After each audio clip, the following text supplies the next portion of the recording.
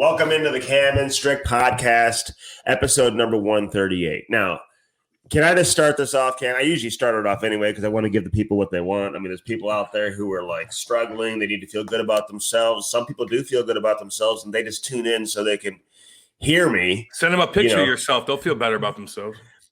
I got a summer cold. You ever had one of those? No. No? Nah. Anytime I get anything, I'm like, what did I do the night before, man? Oh, yeah. So you never know. Like, you feel like shit 365 a Yep. year, right? So you don't even know what it feels like to have a clear head. I still get up and get it done, though. I get up and get it done.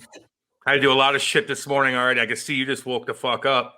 No, I didn't. Already got shit done. So what were you going to say to help the people out? Go ahead. Finish what you're saying. Well, the people want to hear from me today, Cam. I mean, it's the summertime. Sure.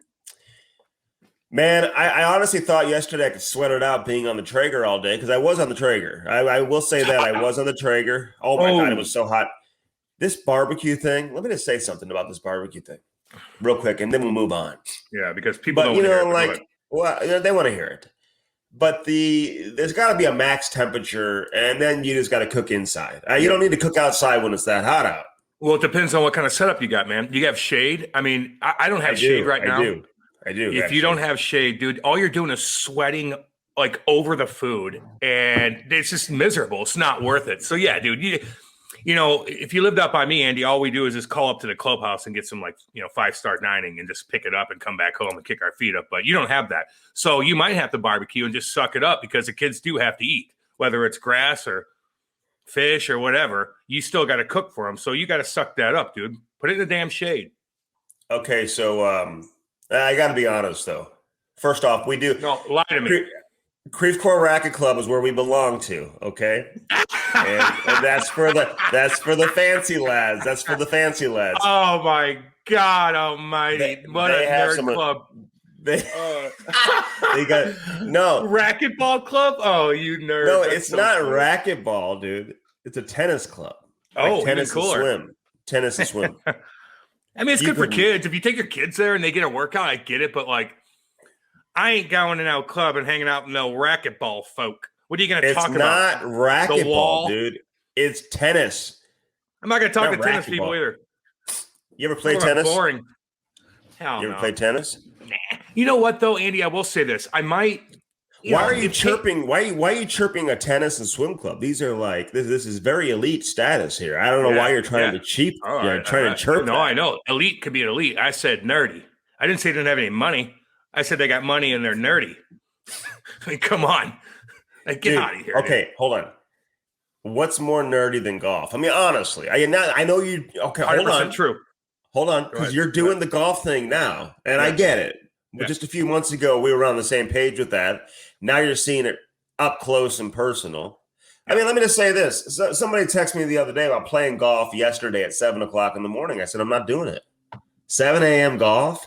I'll do the podcast at 7 o'clock in the morning, maybe. I'll walk my dog. I mean, Blay obviously will chase wild animals and maybe catch a rabbit or something. Mm-hmm. But I'm not playing golf when people aren't, partying and stuff. That's kind of like the thing for me. I want to go off and drink beer and do whatever else I want to do out there. Why can't you do it 7 o'clock? You got 3 kids and you got to be normal when you get home. See, I go home and take a fucking nap. No, that's not what it is. I'm not a big drinker at 7 a.m. I'm just not. Well, usually people aren't.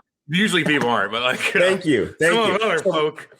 Don't get me wrong. I can get up and have a beer any time of the fucking day. I swear to God, you can. I crave beer. Beer, I crave it. Now, can I get up and slam wine and set? Fuck no. But I could have a goddamn Bloody Mary or a mimosa at 7 o'clock in the morning. I don't mind getting up, dude. I'm up no matter what. So 7 o'clock to me is I'm already an hour up and I'm feeling good.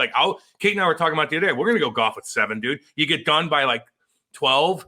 And 12, and then you got the rest of the day to do whatever. You're going. You can even walk the course of that time, get a workout. We're using this for workout, chill, listen to music, have fun. Do I like to go up to the club and hang out with all the golfers after they go for the round and they call the 19th hole up here, was all dudes only? No, I'm not that's not my jam to go talk about everybody else's score. I don't give a fuck. I want to go hang out, do my shit, but I'm not into the nerdy stuff, dude. We've talked about that. You're right with the golf. Golf is a nerd sport. It kind of is.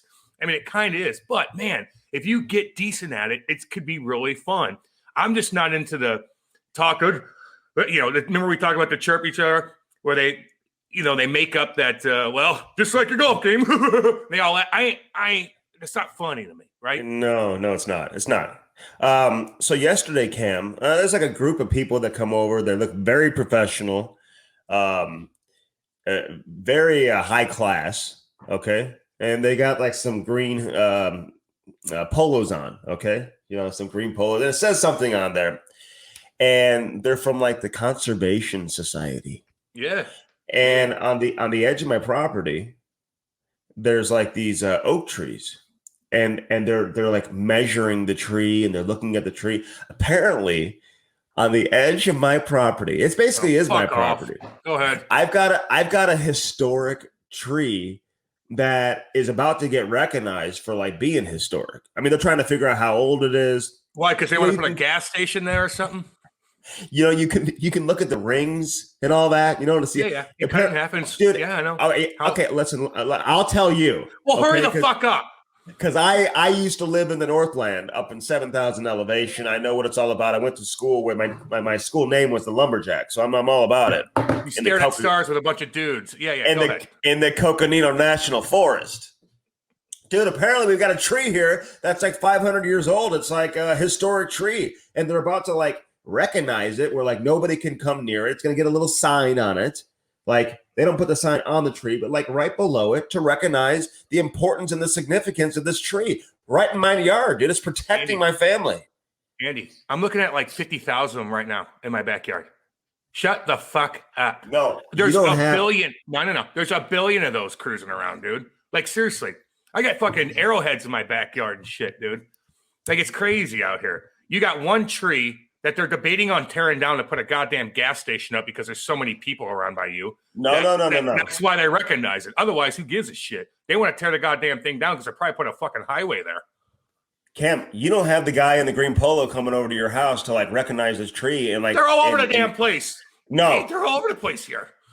I don't see them coming there, dude. What'd you do? Oh my god, what'd you do last night? Sniffy. We're not editing that out. You sound like dog shit. I told you I've got this summer cold, man. I told you. Summer cold. Yeah. Well, first off, and barbecuing too. Can I just say this? I got to be honest about something yesterday. And it really kind of like rattled me a little bit, but I overcooked the hamburgers, dude. I overcooked them. You can overcook hamburgers, man. It's all good. Just don't overcook steak or ribs and shit like that. Hamburgers, I don't mind. My favorite hamburger is a smash burger, dude. So with your Traeger, if you can get up to 500, you could put that straight thing down, that steel, that flat grate, and then you take that hamburger, you put it in a little ball, and you smash that motherfucker down, make it crispy on the edges. So I don't mind overcooking hamburgers. It ain't that big of a deal. Just don't overcook a fat ass steak or ribs or brisket or something real expensive. First off, I cook way too much. And that little crate you're talking about, that grate, dude, I use that for portobello mushrooms yesterday, for some squash, for some zucchini. What meat do you just? Is it all veggies and then like you're like dinner time? We had hamburgers, hot dogs, sausages. Actually, why is it always like the same old blando shit? Time out. Okay. I had the tri-tip and I had the steaks before. Yesterday, I didn't get steaks. I got tuna steaks, which were unbelievable. I had salmon. I had some tilapia that I still had in the freezer that I thawed out. So I put some tilapia on there just to go ahead and cook it. I only had one piece left. But then, Cam, I made these salmon and feta burgers that were unbelievable. Feta, fresh salmon, and you make it into a burger. You put it on the Traeger, dude. You just like walk away. And I went and hung out with the guys who were looking at the tree to see what was going on. By the time I come back after labeling the tree in my yard, labeling the tree in my yard a historic landmark. I mean, this is a tree that has seen everything in its life of 300 plus years that it's been around. Can you imagine everything this tree has seen? Listen to me.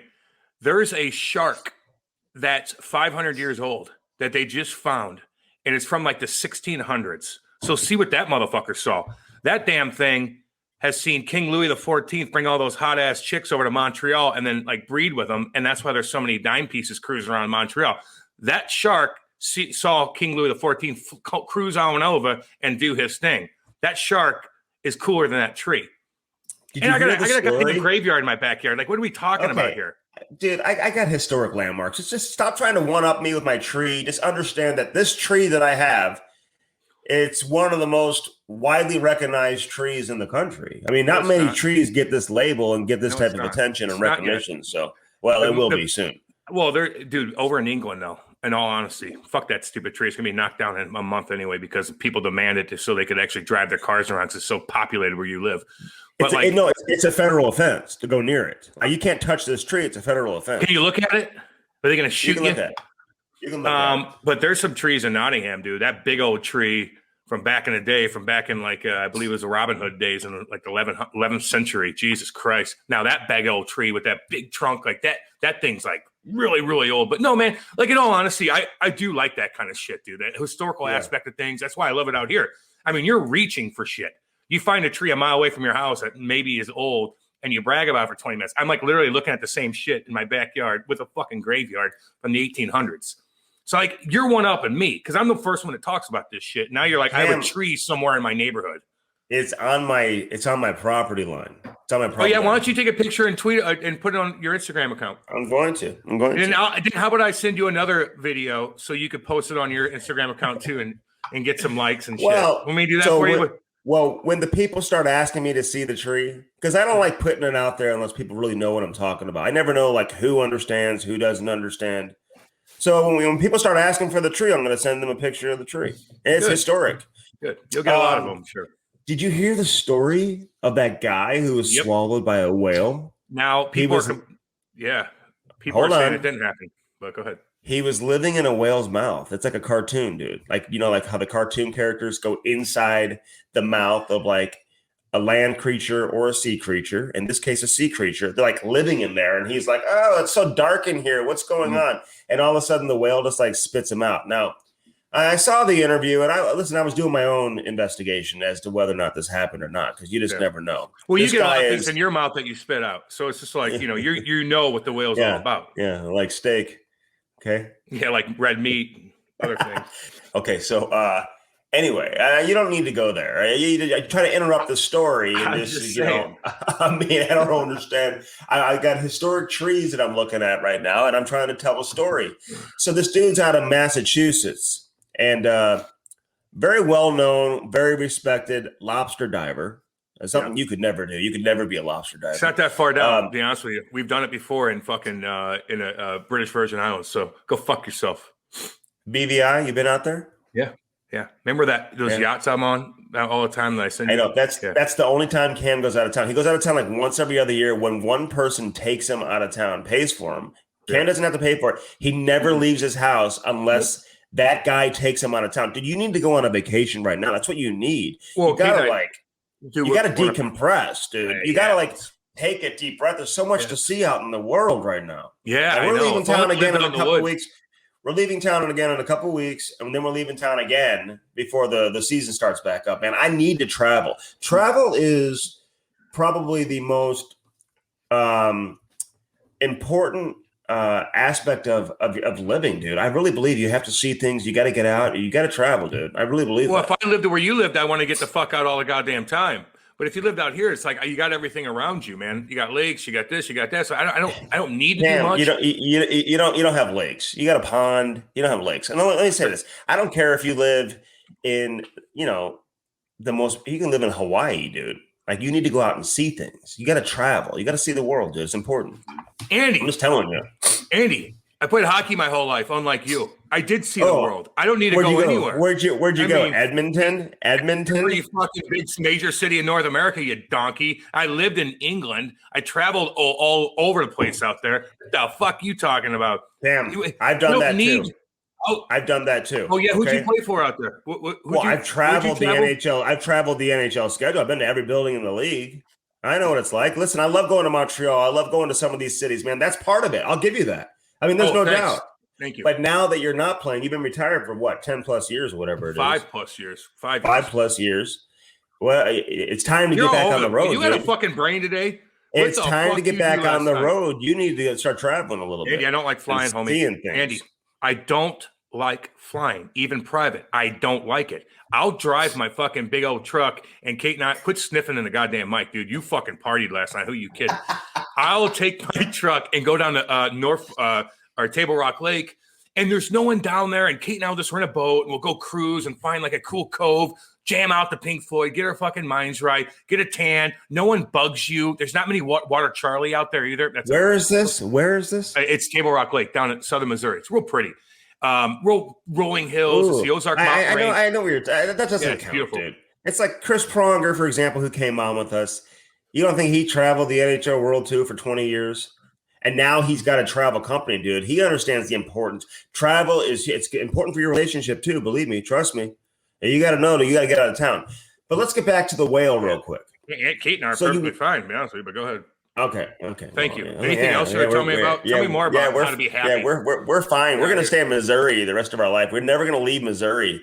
Get out of town, Cam. Okay? Yeah, now, and then what? Miss a fucking podcast? So you bitch at me for fucking 2 months? Dude, get out of here. You take it with you. Like I did when I was in Nashville last week. Yeah, you sounded like shit. With you. No, I didn't. Sounded good, actually.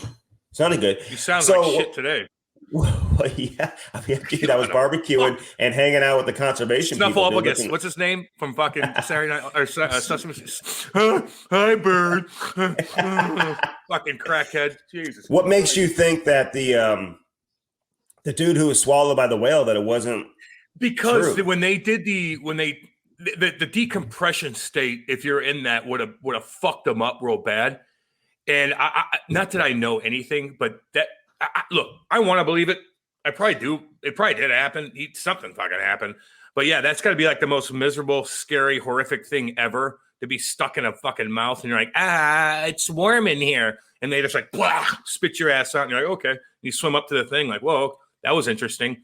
I don't know, man. I'd have nightmares for like fucking months, dude. Yeah. I don't know how he was like talking to the local news. Andy, by the way. Minutes after. Yeah. Andy, that thing would have swallowed your fucking ass whole. You'd have been shit out fucking 30 minutes later without even noticing it. You would have gone right out the anal fucking and then like, I'm here. Hi. He didn't even know he swallowed me. He would have choked like a motherfucker on my big old shoulders. Oh, you think so? Hey, fuck yeah. Okay, but listen. He's talking to the local news like minutes after it happened, like sitting on a curb in a parking lot, being like, oh, yeah. But apparently he was all bruised up and like cut up and like injured and stuff. So I don't know, man. I kind of want to believe him on this. But I mean, this sounds fictional. Is that the right way to put it? Like it didn't happen. Like this is something that happens in a cartoon where you get swallowed by the whale and then you survive. And like I don't know. Yeah. Does a whale not have teeth? Yeah, they got little killer whales do. I don't think they're I don't know. Yeah, they do. I don't know if they killer whales certainly do, but big old whales, I think they got little guys, man.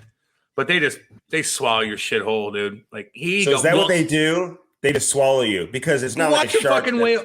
Time out. Watch a whale just has his mouth open, it closed, it gets some things, it opens. It's a feeding machine. It's just like, dude, what an easy gig that is. It'd be nice to be a fucking whale. Let me tell you who I'd like to be. Of all the predators and shit like that, a shark, I don't know, man. There's other big sharks that are going to fucking bite you anyway. Look at all the hardcore sharks. Although they can live for 500 fucking years, I guess. But they got scars over their face. You know what the ultimate predator is, to be honest with you? Is an eagle. It's a fucking eagle. Oh, yeah. They're in my backyard cruising around. I watch these goddamn things. They're fucking pterodactyls. And they come down, they'll grab a squirrel, like, see ya, what are you going to do? Oh, yeah. Who's going to get them besides somebody? You can't shoot a fucking eagle. You can't do anything. They're protected. And they're ultimate predator, and they could fly and get you, and they have the best vision ever. Being an eagle would be the coolest thing going. You ever watch a video clip, YouTube? Watch this fucking eagle, dude, going over, like I think it's in Britain, which is beautiful, going over these fucking huge cliff sides over the water, and there's a GoPro on it, and it's like going down, doing this shit, man. That would be the coolest thing, is to be able to fly around like that, being you. No one's fucking touching you, homie. No, it's kind of like Gretzky, like with Semenko. on the same line as him. Like no one goes near him. No one can touch him.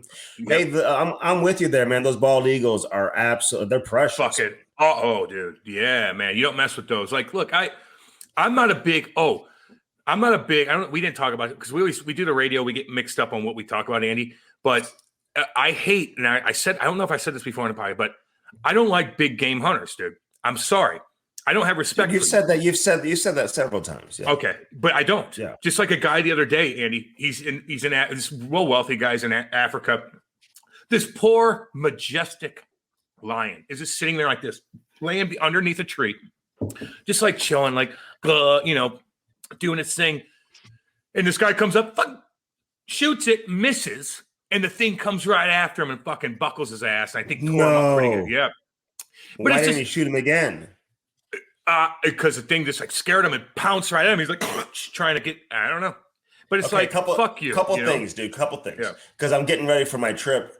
Can there be sharks in a big ass lake like that? Because I'm reading that there can be. Dude. Well, they could swim up. Here's what they do, and bull sharks are notorious for this: swimming up the Mississippi River. They've caught bull sharks swimming up. They go down. I'm not going to be in the Mississippi. Oh, Andy, it's horrifying in that Mississippi River, dude. Especially when your boat doesn't start and you're floating down that mug, and a barge is coming. The barge is coming up, and you're like, and there's girls on your boat, and they're like, "Cam, help us!" I'm like, trying to get that thing like blah blah, and all of a sudden I go back to the engine. I go, what bank? And I go, boom, starts right up, fly around the fucking barge. Like, oh my god, there's undertow. Those barges will suck that boat underneath it so fucking fast, dude. You're done. So yeah, man, the Mississippi River, don't fuck around on that thing. But there's bull sharks up in that mug, like lakes, like big old lakes. There can be some. No, I mean, depends on where you're at, dude. They could swim into a lake. If there's a channel to the ocean, it's always possible. But like the lake where you're going, like there ain't no shark. They have to have a way How do you to get know? there. Could Lake Tahoe, like in California, does that channel into the Pacific Ocean? I don't think it does. I think it just has mountains come down and fill it up. I don't know if there's a channel that's deep enough for a shark to make its way up there. Now, again, the rivers, though, that channel down, that open up wide to Mississippi or to Louisiana, they'll cruise up and get adapted, and they catch them all the time. It's horrible. Did you see this? Speaking of animals, we're going to talk about hockey here in a second. But fucking Florida, man. Like every goddamn day, you see something where this poor lady is in her backyard and they're like, oh, God, put the kids inside. Oh, where's the dogs? And this fucking 12-foot alligator's like, and you're like, what the fuck is this? And then you see an anaconda that's 20 feet long. It's like, get out of here with this shit, man. Florida's a fucking hillbilly heaven, dude. Hillbilly Amazon is what it's called. It's crazy down there, man. 12-foot fucking gator just walking in your backyard. Like, dude, we worry about snakes and shit here and brown recluses. Fuck that. Well, yeah, I mean, the snakes I don't know about in your backyard. I got white snakes with black spots, though, dude. They are, we don't even know what kind they are. I thought the conservation people, the dudes in the green polos who were here with gray hair, they look very natural. They let it go. You know, the women with the long gray hair. I kind of like that look. The women with the long silver hair. They're very natural, Cam. Very natural. They've got like turquoise, like gems, like rings and necklaces, and like a lot of silver and stuff. I'm not in the hippie types. Don't get me wrong. Like I'm not in them. You know, they're not like, oh, I want a hippie. Like they're sexy. They're not really. You know, well, that's when you know they know their They know their trees, though, dude. They know their trees. Yeah, that doesn't mean that they're sexy. Okay, I mean, it is what it is. I mean, like, what do you mean you're a hippie? You got like dreadlocks and you're not showering. Like, is that what it is? Like, live on the land? Like, oh, cool, but it's not sexy to me.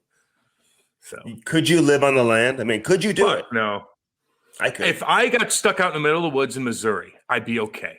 I'd be able to survive. I know how to make a fire. Why is it Missouri? What are you talking about? Because there's less predators. If I'm up in goddamn Montana, I don't know how to deal with the big the predators up there. But Missouri, it's the snakes, it's spiders. You might catch a bear here and there. It might be a mountain lion, but I could deal with that. They're very, very scarce. So if I'm stuck in middle of Missouri somewhere, if I have a lighter or a flint, I'll be able to start a fire. But I ain't rubbing sticks together to do it. That'd take too long. I don't know how to do it that well. But if I have a little lighter or matches, I'll be able to start a fire. I can make a little shelter if I wanted to, and I'd be able to survive. Now, not for that long, and it has to be in Missouri or somewhere around this region because I know the animals. I know what to kind of look for. But anywhere else, I don't know, man. Bears, I don't know what to do with them. What, are you going to run up a tree, Andy? No, you're not. Well, I've been reading a lot. Where I'm going, there's a ton of bears. In all seriousness, there's a lot of bears out there. And I'm worried about that a little bit. I don't need to get, like I got to protect my family. I'm going to be like on a nature hike. We go on nice hikes. I've already kind of like mapped out some of the hikes we're going to go on because they take you to a beach, right? Where the lake is. So it's like a 2-mile hike. Maybe it's a 1, so it's easy for like, the kids to hike it and get to the water. Be careful though. You got a gun? You pussy. Just get a gun. Do I have a gun? Do I have a gun? Well, you can't fly. You can't fly with a gun. Oh, you're flying. Okay. Yeah. No, you cannot. No, you cannot. You gotta be careful hiking it. I don't know. I'm not a big gun guy, dude. Don't get me wrong. I'm not. I have them. I'm not a big gun guy. Did you see that 17-year-old girl in California? What'd she do? She is okay. A bear's on their backyard on the ledge. Oh yeah, with the dogs. With the dogs run out there, and this fucking badass 17-year-old girl goes out there and pushes this fucking 600-pound bear off while he's that one claw will fucking decapitate your doggy, which is like, oh god, you're horrified. She goes out there and fucking pushes it off with her hands, and then falls and it gets the dogs in while like her dad's like yelling at her, like, get your ass out there. You gonna let your daughter do that? Fuck, that's what Chloe's going to be doing when she protects you when you're fucking walking and hiking and some mountain lion comes and you're like, oh, it's a kitty. We always wanted a little kitten. Come here, little kitten. And Chloe's like, no, get back. And Chloe's like fucking scaring it. And you're like, Chloe, it's okay. Oh, God, Andy, I feel bad for your kids. Don't put them in fucking danger because you ain't protecting shit. Well, I'm worried about that. I saw that video too. That video looked like it was like in a different country. Like she had like Mexico. It looked like it was in like some like remote like area of like France. California or something. is a different country right now. Let's be completely honest with ourselves. That's where I'm headed. What do you mean? Like, people want to cut it in half and like send it out to the Pacific, dude. Sick of that fucking place. Did you see? Wrigley Field. They had this big old they call it like the cup snake, whatever. How. Dude, there's beer dripping out of it all over these people. I think it's the most disgusting thing I've ever seen. Who would want to participate in the beer snake? How about this? Did you see the fight? Did you see those two dipshit Nuggets players or Nuggets fans? They got that like Guido haircut, where it's like that side shit. Like, you look at a guy like that, you're like, what are you up to, you fuck? And they've got the jewelry. They got the jewelry going. The tattoos. I know those jury. I just know that fucking look, and I'm like, you're up to no good. And this good old boy's like down there, and they're probably, who knows, he's a fucking Hoosier too, but they're like doing this, and the guy's like about to walk away, and you can see his face and his eyes, like, I'm gonna sucker punch him. And he kind of puts his wallet in his pocket, and he turns around and suckers him. Then that guy fucking turns him like, whap, blah, blah. Fuck, you want this left? You want a right? You want a left? Uppercutting him. The guy's turtling like a pussy. Sucker punch the dude, then turtles. And then the guy looks at his buddy and goes, fucking boom, punches his buddy. Then he goes, Suns in 4, and then throws him another uppercut. That was hilarious. Now he probably got fucking put in jail. You think? But, yeah. I don't know. I don't know who started it. I don't know if he was defending himself or what. You're still beating each other up in a fucking. You're both going to jail. The security comes there. They're all pointing at the guy. Like they're going to have to do something. So, and the guy, those Nuggets guys. They thought they were gangster. Let's be honest. They thought they were gangster. They had the NBA. Right. They had the NBA jerseys on. The Suns fan had the jersey on too. But the other guys thought they were gangster. They had the jewelry going. They had the tats. Yeah. I just you couldn't pay me enough money to walk around in a basketball jersey. Going to a game with a basketball jersey on. Well, with your little arms, fuck no. I'll wear one of them bad boys. No, dude, basketball unis are the sickest unis going. You can fucking show your body off if you're jacked and ripped. That's why basketball players are so popular, man. You think all these girls are looking at them hockey guys, you can barely see her face. You can't tell if you're jacked or not. But basketball, you could fucking do your thing, and you got, I don't know, you look cool. If I'm crossing people over and I'm going to the hole with a little finger roll, which I can do, by the way. I actually had a good game with basketball, very athletic, and my ball handle skills were very strong. I could hit from the outside. I could go inside. I had a versatile game. And I got to get going here soon. I would go to the most dangerous neighborhoods, dude, and play pickup basketball back in the day. Oh, in Creve Coeur. Yeah. Like I went to like the Bar Racket Club in Creve Coeur. It was pretty scary out there. Guys are playing like badminton stuff, and I was like, I don't know where I'm at. Hey, the ball racket. There. Okay, so what I'm getting at is, the players who are playing in the game, that's cool. Like basketball uniforms are cool. Yeah. But like walking around town or like in the stands, no. I'm not wearing a jersey. On with that stupid fuck haircut. I just saw that motherfucker's haircut, and I'm like, this guy's up to no good. I've seen those cats, man, in Jersey and shit. Like I seen them, dude. No, that's I'm sorry. Motherfuckers. I know you.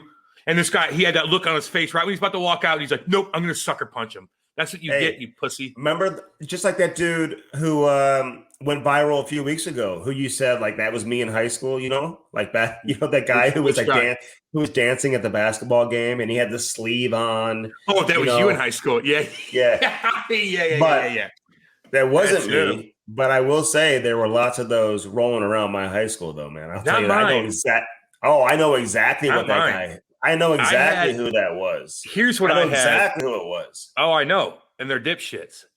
Here's my 97 and 99, 2000, or what was it? 98, 2002 high school. Well, I didn't go all the way. But anyway, I had the Slipknot crew. And I'm a heavy metal guy. But I didn't like Slipknot back then because of all the guys wearing their shit. And I'm like, they were kind of like, we're all black. I'm like, So I didn't even I don't like Slipknot. So you had that group. Then you got the good old hillbilly boys. Good old boys. I bring all their trucks up with them Confederate flag, cruising. The thing is, those guys were hanging out with the city kids too. It was the weirdest thing in the world. But now you couldn't even assault. But they were hanging with the city kids. So you had the city kids, you got the hillbillies, you got a little bit of wealth, and then you got like the Slipknot weirdo guys. And that was like the more what our high school was. Sounds like a great school, dude. I mean, sign me up. Well, we didn't have we didn't have the NBA dipshits. Well, we had a couple of those. Fuck hair. But we had a couple of those. Man. All right, the Islanders, man. I mean, I don't know why anybody would be surprised. I mean, listen, in the Stanley Cup playoffs, you play to your strengths. First of all, we got to set the record straight on one thing. It's not like they've got a bunch of like average players. I mean, they've got some really good players on their team, and they're deep. It's just like Carolina. It's like when they were winning games. It's like, oh, how are they doing it? Well, they got really good players, man, and they got a great coach. They're in Carolina. The Islanders probably have. The Islanders probably have the best coach still going in the playoffs right now. I mean, John Cooper's a great coach too. All these guys are really, they're super intelligent. But the Islanders just play to their strengths. They know who they are. They check you to death. They outwork you unlike any other. And then they're patient, right? They're disciplined. And when that opportunity comes, they've got finishers, dude. They have guys who can finish.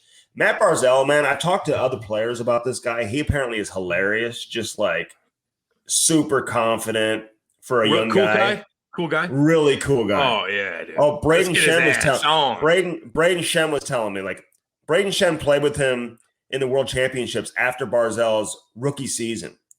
And they sat next to each other in the dressing room. And I remember when Shen came back, he was like, dude, this guy's fucking hilarious. Cool, like he doesn't give a shit about anything. I like him. He's a battle. Oh, yeah. He's a warrior, man. That dude battles. Like, I love how Lou and Barry, dude, they just get their guys to just be at peak level all the time. Like they get them in a psycho mode, man. And I'm telling you, it sounds bizarre, but everybody has their own psycho mode where they're going 100% balls out. And everybody's different on how they approach that. Nielsen's doing it right now. Barzal's certainly doing it. Like Nelson, I should say. Like, meaning Barzal will go get cross-checked in the face, get speared in the nuts, go 100 miles an hour, get pushed, fall down, hit a guy, do this, do that, and then score a big goal. Like, that's when you know you're in peak psycho mode. And Lou and Barry are so good at just getting you prepared to be that way consistently. It is so hard to play that way, Andy, to be that way all the time, especially when you're getting that many minutes, you're getting hit every 2 seconds, and there's just somehow they just find ways to do it. And they do it so fucking consistently to where that's why they're where they're at. It's crazy, man.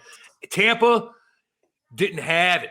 Their mind wasn't that. Even Coop just said at the end of the game, like their energy's fine, but they're like throwing sauce passes in the middle of fucking backhand no looks, and Islanders like, oh, I'll take that. See ya. And they're going 100 miles an hour, like stupid shit like that, man. But that's what the Islanders do. They annoy you.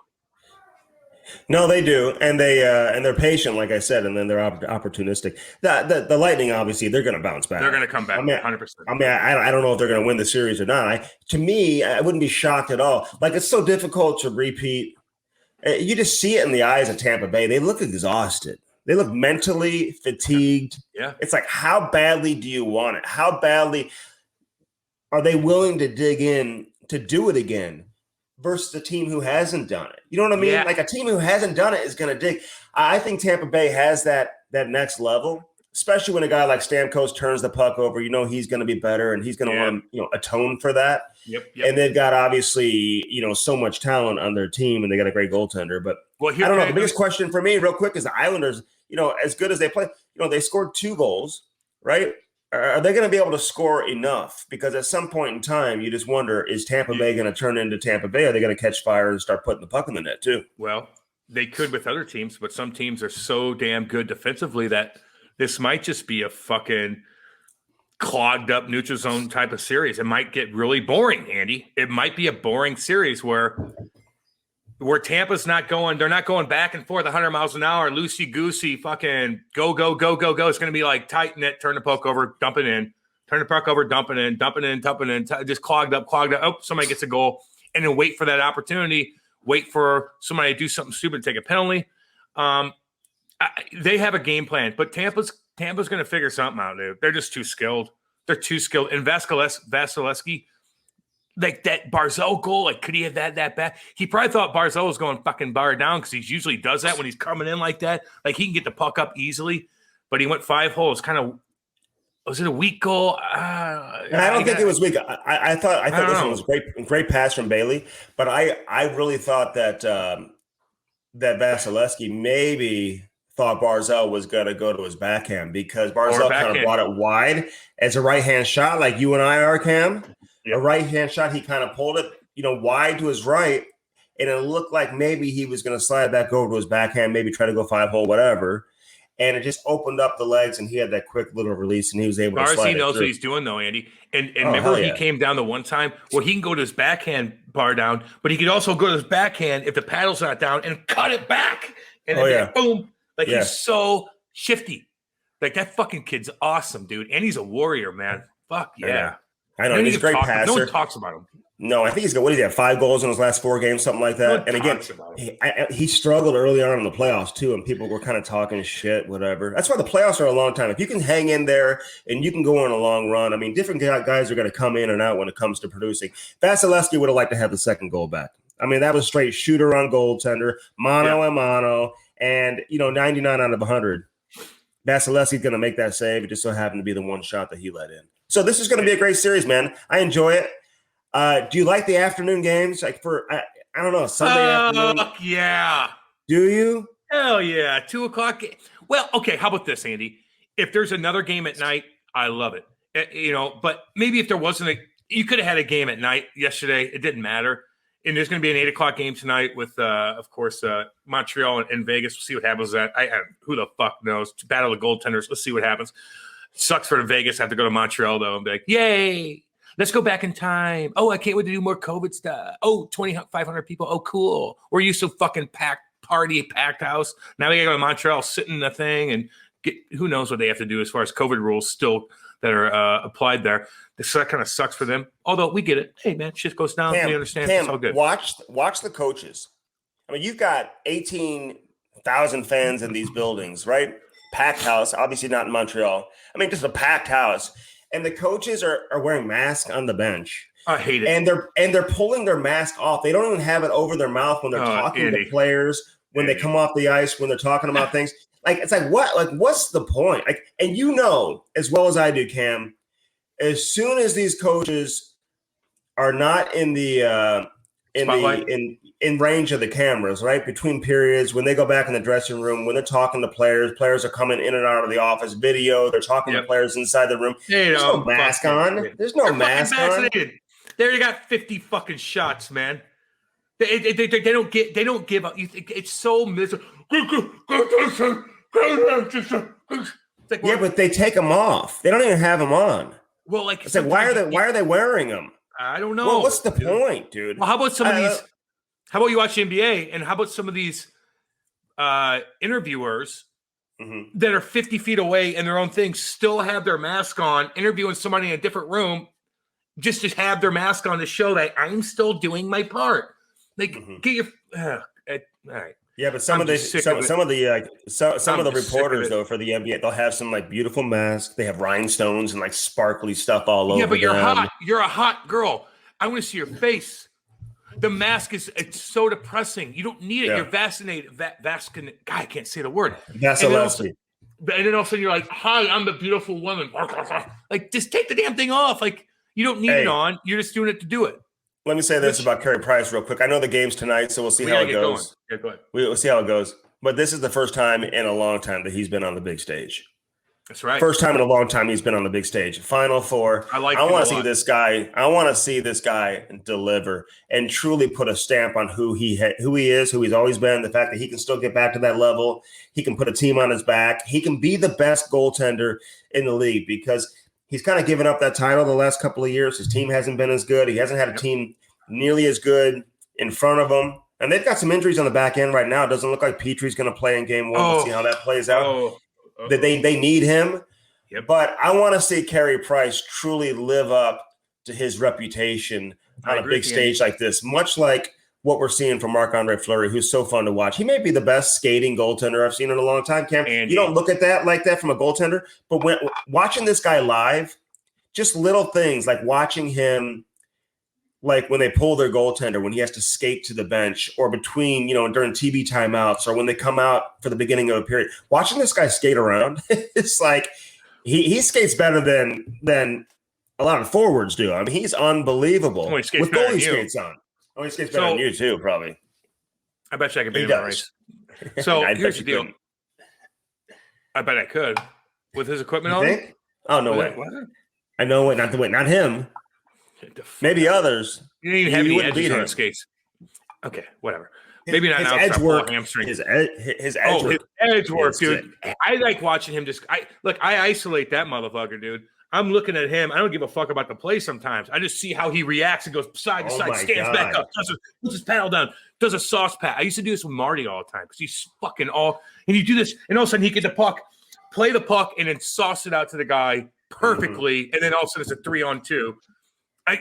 Some goalies are fun to watch. Marc-Andre Fleury, holy, we love Carey Price. Both those goalies are so cool.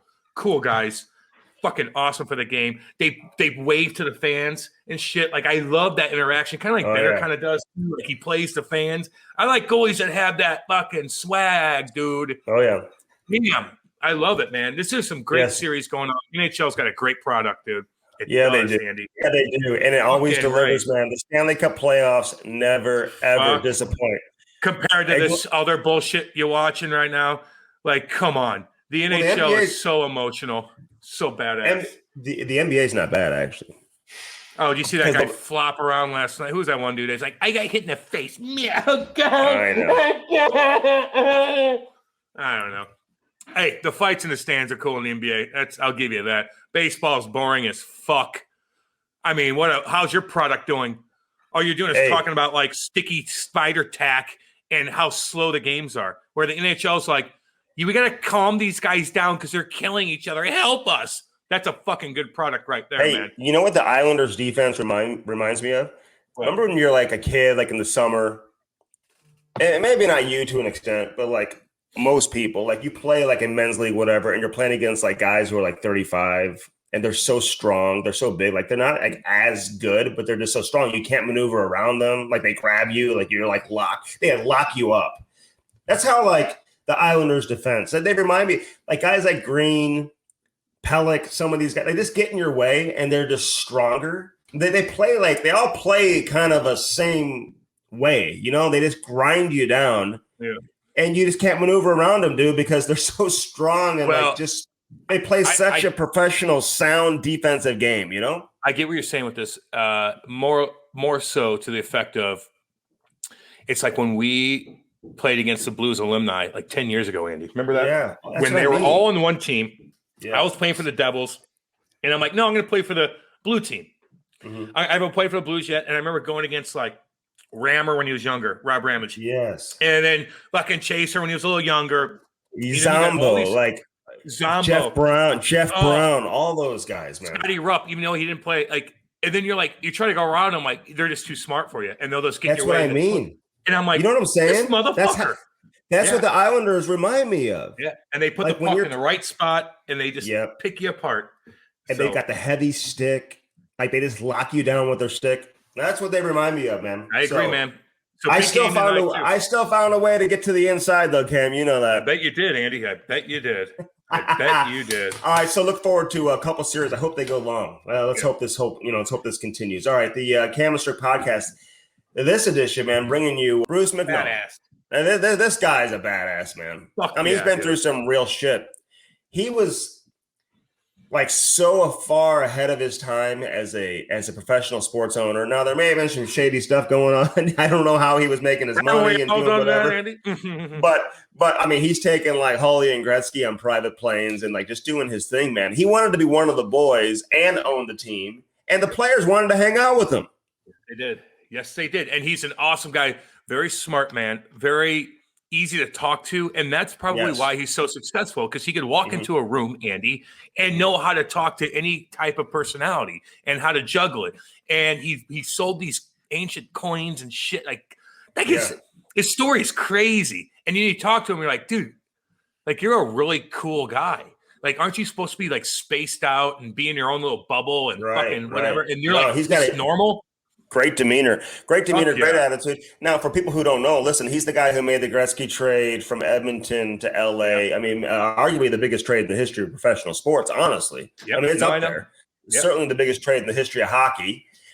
But then he went to prison, like federal prison, and he's so nonchalant about it. I mean, the story of how guys were like sneaking in like clothes for him and stuff like that. The mob and like Gretzky and Robitaille, all these guys coming to visit, guards taking pictures, players bringing autograph sticks to the guards and stuff like that. Friends with Michael Franzine. He was never scared while he was locked up. Like, how would you be in that situation? Well, you just have to be in fucking hardcore mode, dude. How would you be is a question. I'd probably survive because all the fucking boys would be like, this guy's a bad boy. Like, if we're going to try to like rape him, like he's going to fucking catch one of us hard. With you, Andy, you're just going to lay there and be like, take me. I'm here for you. You'll be braiding motherfuckers' hair in no time, Andy. Braiding hair? You'll be braiding fucking hair. You know, hey, if anybody's been in a can, you know who the hair braiders are. And that's certainly fucking Andy. Oh my God. Well, he handled it. He said the food was okay, whatever. I mean, I don't know. Like he was like, no, he was scared. He knew a lot of people, and I think the guards were scared of him. Which no, they weren't. Knew the mob. No, they weren't. He knew the mob. Like they took care of me. Say they put him in the hole for a while. Then he met another fucking mobster. Like, God, dude, he didn't care about being in the hole. He was like, oh, whatever, it was fine. I mean, I'm like, what, Bruce? I know. You go from like living in like a 10, 20,000 square foot mansion, whatever you were doing. Yeah. And then all of a sudden you're more 20, probably more 20, Andy. I mean, shit, yours is 5,000 square foot. Mine's like 7. No, yours is like 4. But we round up, Andy. hey, and mine has like nationally recognized trees on it. I mean, it's amazing. If anybody wants a picture, just hit me up. Everyone, get locked in. You're about to love this interview, man. This is a lot of fun with Bruce McNall. It's always brought to you by CarShield and CarShield.com, Cam. You know that. 800-857-2481. Give him a call today. Get that customized membership. Now, get it locked in today. I mean, you want it long form, you can do it long term. You want it short term, you can do it that way too. And here's how it works, man. Because you just never know when something's going to go down in your car. Cam had a starter issue. People get alternator issues. Your computer goes out. I hear there's a shortage in that computer chip for cars right now across the world. I mean, it's hard to like buy a car. Not Bellman, but other places it is. But when that goes out, that computer chip or the computer, I mean, we're talking thousands and thousands of dollars. So when you, subscribe to CarShield, then you're taken care of, man. Yeah, you pay a small fee a month. They let you take it wherever you want to take it to have it worked on. You pick your mechanic. They hook you up with a rental car. Honestly, it's too good to be true. Great people, hockey people. And we love our relationship with CarShield. Great folk. Great folk. Promo code CAM, C-A-M, by the way. Oh, yeah. Use the promo code CAM. We're working on that to give you a different promo code. If it's hard for you to type in CAM, we're working on something else for you. Or remember who I am, I guess. I mean, if you want to put Andy in there, I'm sure you guys would all realize it's Andy Strickland. So like Andy Dufresne or Andy Warhol or Andrea something. Hey. We just don't fucking know Andy. Check out CarShield, carshield.com. I got to remind people, go to camandstrick.com, and there's a lot of things you can do on there, including just downloading and listening to all the previous episodes. I mean, I hear from people, Cam, just like you on the daily who are listening to shows from months ago. We love the people who have just come on board, who have just joined us, man. Welcome to the Cam and Strick podcast. Hi. Not everybody's been here for 138 straight. I mean, some people have just joined us because they heard about us a couple weeks ago. So welcome to the new people. I want all the people who have been here since the beginning, all the OGs, to recognize the people who are just coming on board too, man. And it's a community. So welcome in. Get yourself some new swag, man. We got the hoodies and the hats and the t-shirts, golf shirts, all that type of stuff right there. Go to camandstrick.com. Got some tweets yesterday from some people who just made some orders. Because I want to see some of these pictures when you get these delivered too. So great new t-shirts, hoodies, golf shirts, all that type of stuff. And we'll take some pictures and put some of those up on social media here coming up very, very soon as well. All right, Bellman.com. We just mentioned Bellman, man. They can get you anything you want. Cadillac, Buick, GMC, Chrysler, Dodge, Jeep, Ram. I mean, mix it up. I mean, get something that you need. If it's winter, we know you need a big, king of the road like I have. If you want an Escalade, you want a Yukon, whatever it is, you get that for the winter. No, I'm getting. What do you have? I'm getting. What are you going to get? I have a Volvo XC90. That's the most. A lot of those fancy lad folk at the what would you play pickleball club? Your nerdy pick. Yeah. They all have the Volvos, don't they? Pickleball is huge. Nerdy. Dude. Pickleball is huge. I'm about to get into one of these Escalades though. Yukons. They've got so many options. And then across the street there in Troy, Cam, you can have the Chrysler, the Dodge, the Jeep, the Ram. And Ram, baby, I want, homie. Yeah, I mean, we know you do, and you should get one of those. I am. I mean, you need to travel, and you need a new truck. I mean, there's a lot of things that you need right now. I love my truck, but I'll take that fat fucking dually, dude. I'm not playing, man. Yeah, I know. What are you gonna do? Trail your boat? Or are you gonna hitch your boat on there? What are you gonna do? Side by side on it and go cruise around my side by side at all these little parks around my house. Ooh, yeah, that's cool. What's a side by side? I do cool ass shit. And I don't have kids, and I can do what the fuck I want. Like, people admire my lifestyle, to be honest with you. Like, they honestly do. If I want to go to bed at 9 o'clock, I want to go to bed at fucking 3 o'clock in the morning. I can do it. I run the house here. Kate and I both run the house, I should say. But we don't have anybody fucking putting us down. Well, I mean, as far as like making events and shit, like we'll go do whatever the hell we want. It's quite nice. But you really can't. Because like people bug me about kids. Let me tell you real quick. I love your kids to death. I love your kids more than I like you, to be honest with you. And there's some cute kids out there. But honest to God, if people are always, Cam, why don't you have kids? I'm like, I don't see one family that I'm like, oh my God, I got to have kids because of that. I'm like, we're doing what we're doing, and we got our doggies, and we're chilling. And it's like, I just don't know if I want to have kids. And I don't see anybody convincing me anytime soon. Even my wife, we're both kind of like, we're fucking chilling. Sometimes it just happens. It just happens. You think I'm like You think I'm like I'm using condoms? Well, that's what I'm saying. I've never used one in my. I'm not a fucking sailor. You never used one in your life, is that what you said? I've done it a couple of times. Cam. Yeah. So you don't have control over it. It might just happen. I mean, you act like your life is perfect without kids, but you're not doing anything to prevent yourself from having kids. So I'm just telling you, there's ways you can do that. So if you don't want kids, you better smarten up, dude. If it happens naturally, it happens, dude. We're not. It's like it happens, it happens. But if we don't have them, I'm not like, oh my God, because that one family, they're having so much fun doing that. I'm like, yeah. We have a lot of. Oh, you want to? I know you do. No, I know. We eat ice cream. We eat ice cream at night, Cam, and we play ball in the yard and play board games and It's fucking just sick. You get them ready for school every day. You go to hockey practice every 2 seconds. it's loud. It's loud. You it's got loud. Kids coming over to your fucking house every second. Yeah, that sounds like a blast. Cam, what do you think of the neighborhood kids that just show up at your house all the time? Like they Not just anymore. show up. Not anymore. No, they do. In my neighborhood, they just They want to come over to our house. They grab our toys out of the garage. Just wait till the girls get a little bit older. They're really going to want to come over, dude. You're going to have to put your foot down, bro. Okay, but how do I handle that? Like they're taking toys out of my garage and they're just coming over. I lock the door and act like I'm not home. Is what I used to do. I just shut the door and I'm not home. And they see me in the back, and I'm just like, I'm not here. I don't give a fuck. I'll try that. We'll let you know how it goes. Yeah. All right. So camandstrick.com. Check everything out there. Bellman.com. Get your new ride. Daredevil hockey, dude. At the rink the other day, saw a kid that was cut. Yeah, I went up to the parents and I said, listen, man, can I just tell you about Daredevil? They wanted the information. I gave them the website. I told them the promo code Cam and Strick, all caps. It's going to save you 25%. Listen, don't. I understand the people who buy it after you get cut. I get that. But get out in front of it. That's what I'm trying to tell people. Don't wait until you get cut. Man, you got to get out in front of it, Cam. I agree, man. I hate to see it. And it shocks your kid, too. And in some cases, you don't have that. And your kid's rocking and rolling. He's got a point per game, playing junior, playing college, playing whatever, trying to make that next step. And all of a sudden he gets a skate laceration. He's out 4 months. Oh, Fuck that. I know. Not worth it. So be careful. Be careful with that. Again, daredevilhockey.com. It's lightweight. You don't even know you're wearing it. And the peace of mind. I always talk about the peace of mind, but it's a compression-based layer designed with Kevlar cut-resistant fabric overlays. Protects all the vulnerable areas of the upper and lower body. And, like the shorts you can wear with the Velcro for your socks and whatever. I had a guy email me the other day that actually the bottoms of this Daredevil hockey are way more comfortable than those to wear. And your socks stay on there nice and tight.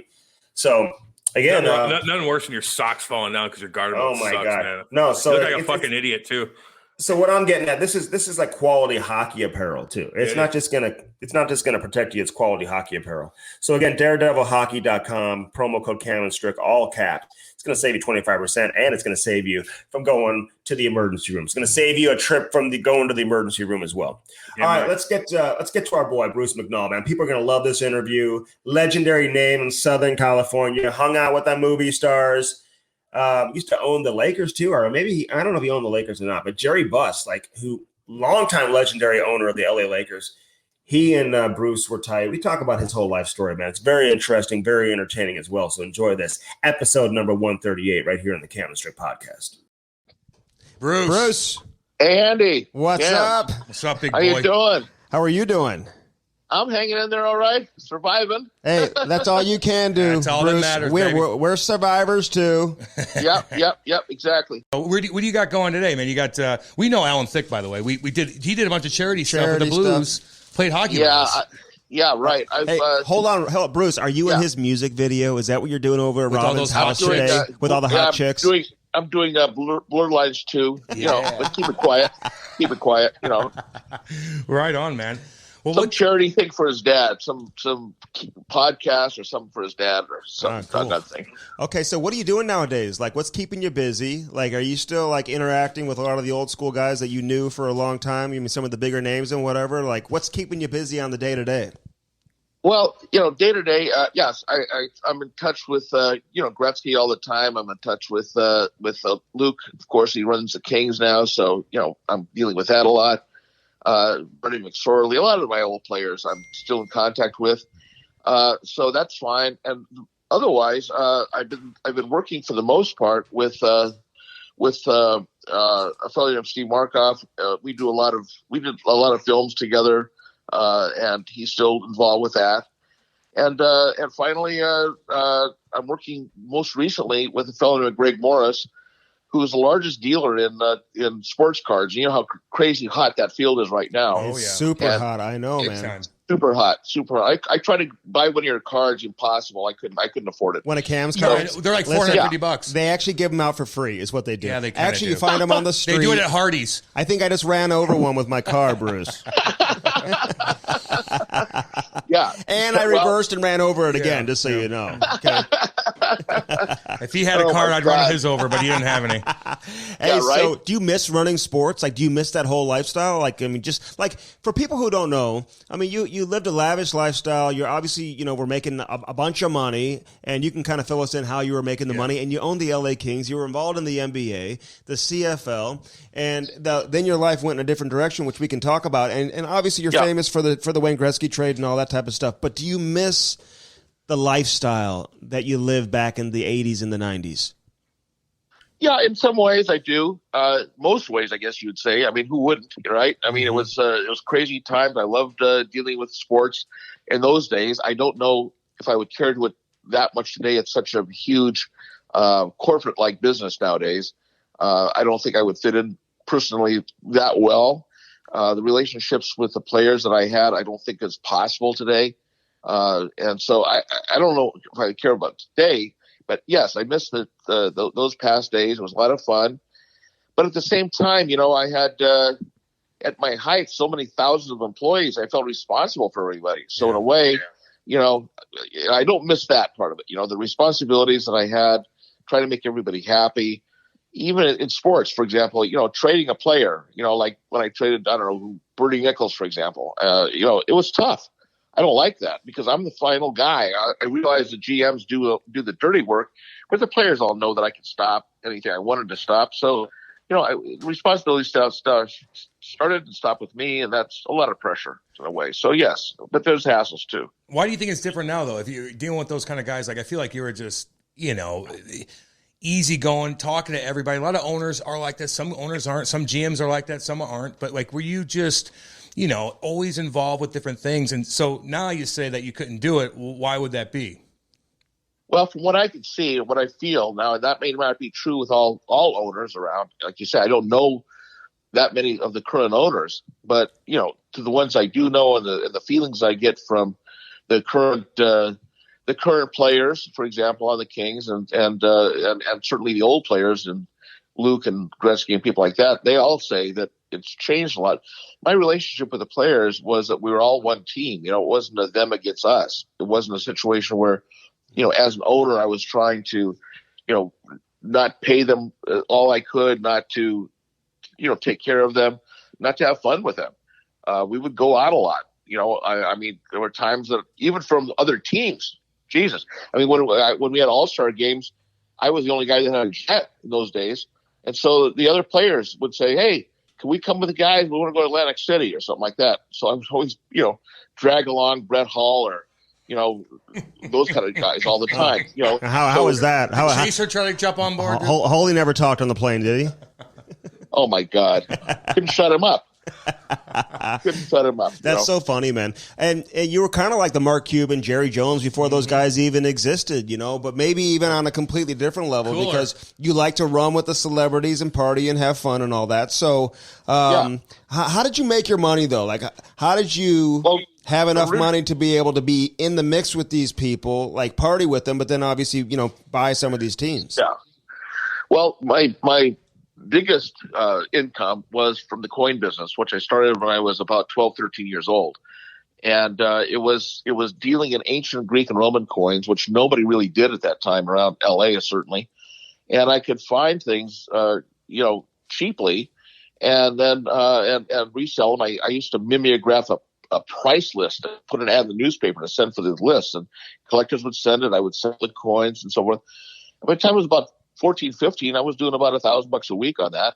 So I thought this may be an interesting thing. And by the time I was in my later teens, I went off to Europe and, began to buy things directly from the people that either found them or the bazaars where they sold the stuff. And I would buy coins at a reduced rate and resell them back in the States. Developed a lot of relationships, which became big down the road. Then that went to the antiquity side of things, where the Getty Museum was my big client, among others. The Hunt brothers in Dallas at that time were my biggest clients. They probably spent back in the late 70s and early 80s, probably, a couple $100 million in those days when a couple $100 meant something, Yeah. And so I was, by the time I was in my early 20s, I was my business was doing several $1 million a year. And I had built it up. I had the largest auction firm at the time dealing in coins and art. I had a large store on Rodeo Drive in Beverly Hills, and that was my main source of income. Was the coin and antiquity business. So that was primarily. Can I go back real quick? So, okay, you're a kid. You're a kid. Yeah. Obviously very smart. Are you like, I love history. I love ancient Rome. I love Cleopatra. I want something. I know the history of all this kind of stuff. And we're like, okay, well, the coin business, I can make some money. How'd you even think to do that? Were you just a history buff? Well, I was a history buff. And what happened was that I also collected stamps and coins when I was a kid. I mean, a total investment would be $5. No money involved.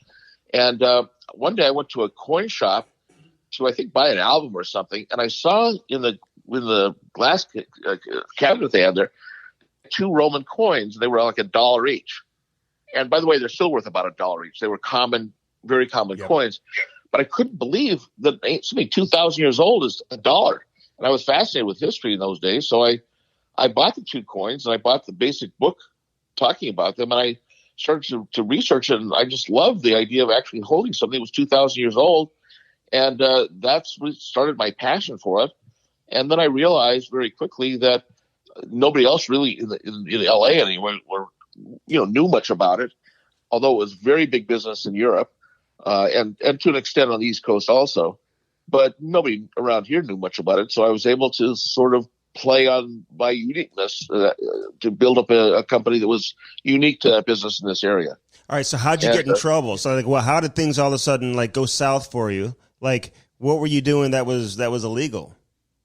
Yeah, what happened was, fast forwarding many, many years later, in the early 90s primarily, I became so focused on the Kings and then later on to an extent the Argonauts, although not as much, because, when you're in sports, you're dealing with a public. It isn't just your company. In a way, a sports owner is simply a temporary holder of the reins of something that's going to be passed on and passed on and passed on. So the press is on your ass every day. You've got to deal with people you want to make people happy. You want to make the right moves all the time. So I'm focused on that. I didn't focus, therefore, that much on my other existing businesses, which was also involved the movie business, in which I had produced about 50 movies by that time. And the fellow that ran was David Beagleman, and he was taking out loans after loans after loans to make the movies. I was signing for it. I signed the guarantees. I didn't pay much attention, to be honest, and I should have. That was my biggest mistake.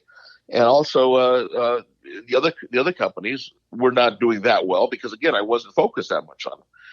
And so what happened eventually was, I realized finally that, oh my God, I owe tremendous amount of money to these banks. And I went to the banks, and their attitude was, don't worry about it. Don't worry about it. Of course. They want no hassles because these bankers make, a fast 30, 40, 50 grand a year. They're going to get fired. The banks don't want to lose a lot of money. They're stockholders, this and that. So the banks basically encouraged and even to an extent told my people what to do and how to handle it. But the bottom line is I'm the boss. I'm the boss. I'm the one that holds the reins to everything. I could say no. I could have done that. And I didn't. And so what happened was when it hit the fan, I decided that the best thing to do was to take responsibility so that the other employees that I had wouldn't do time, wouldn't have a problem, and other people that were not indicted wouldn't be indicted and wouldn't have a problem. So I took the hit, which I think was a smart thing to do in hindsight. Yeah. And and ended up like that, and it was fine. It ended up being the right thing to do at the time. I know we're going over the place with you, but I want to go back to the coin thing real quick. It's like, so you buy these dollar coins that are 2,000 years old, right? And did you pump it up like, hey, this coin could be Mark Antony and Cleopatra killed themselves and it was in their pocket or whatever? No. How'd you? No, but in a way, yes. In a way, no. I mean, those cheap coins are just what they are. They happen to be the Emperor Constantine the Great, who was the first Christian emperor. So I could tell a nice Christian person all about that guy, Yes. And tell the story. The main thing is the stories. Each coin, each object has a story behind it. It's all a true story. You could say if you had a coin of Julius Caesar, you could say he may have held it. Mm-hmm. Well, it's true. He may have held it. Highly unlikely, but it's possible. He may have. Or he had it in his pocket when he got slaughtered by Brutus and the boys. Yeah, he could have. There's blood on the coin. Can't you see the corners of the blood here on the coin? Yes. I mean, yes. you could do that. But the excitement of it all was, people trying to connect back to something that was fascinating for them. And that was the main marketplace, just having people realize the values. And then, of course, what happened was the prices began to escalate over time because they aren't making any more of them. It isn't like it's something, oh, God, we can just create some more cards. Like if we want to make a new Cam Jensen card, let's do that. We can do that today. It would be a big sell right now. But for the women. do it. Yeah. For the women. Oh, yes. my God. Yeah. Oh, my God. And but you can't create ancient art or ancient coins. Yep. No, you can't. So therefore you have a fixed number of items. And so when you have a fixed number of pieces available, and the demand grows, obviously the prices go up. So a lot of people came in as both collectors and investors, both, and built that business up to what it became. It was a huge business. In Europe, my largest competitors were banks. They were dealing in ancient coins at the time, and the Swiss banks, for example, were my bank competitors. So it's Wow, so it became a very exciting business for me, and that's basically what led. It was actually the Hunts, who they were big oil billionaires when $1 billion again meant something, and this was back in the mid late 70s.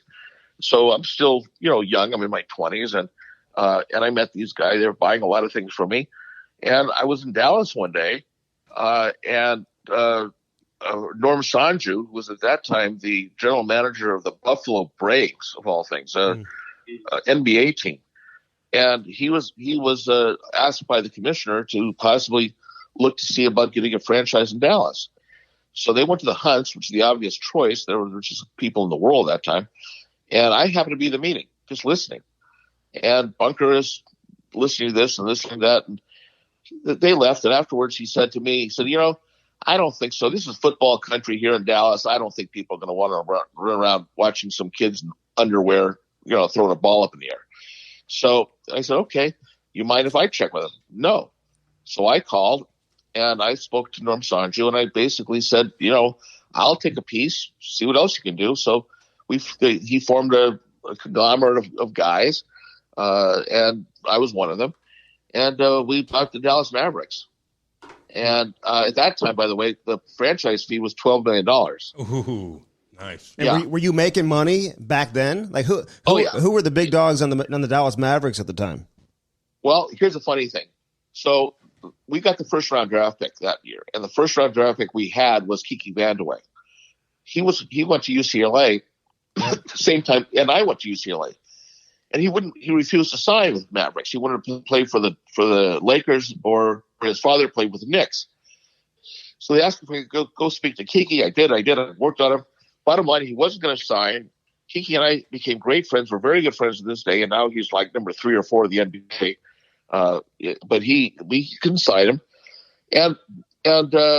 But from that experience, and then later on dealing with watching how we were running that franchise, which we won 15 games the first year and 15 games the second year, yet sold out every game. Oh my God! Yeah, because they were terrible back in like the '80s, right? Yeah. They were like, who they have? Roy Tarpley. Who else they have? Well, they had Tarpley. They had what's his name? Ro Blackman. Yeah. They had. That's why you were winning 15 games there, Bruce. Bruce.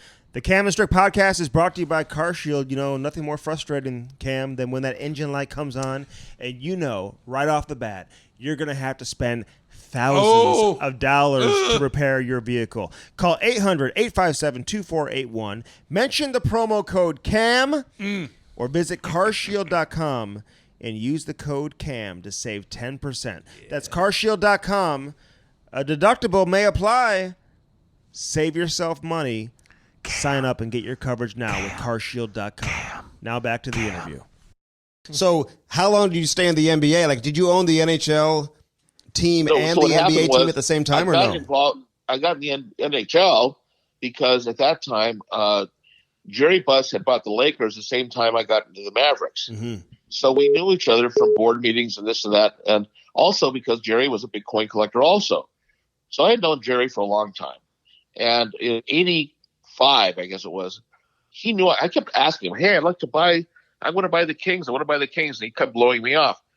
And finally, I guess it was in 85, he said to me, Bruce, if you want to, I'll sell you a piece of the Kings, but you have to spin off the Mavericks.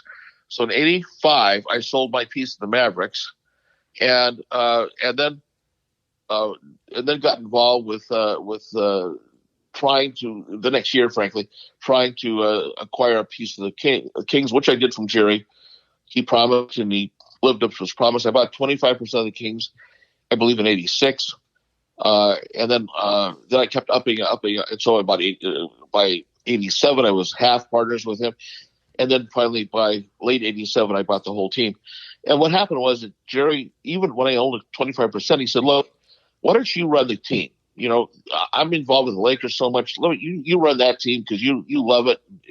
So he was very generous, great guy, taught me a lot about it.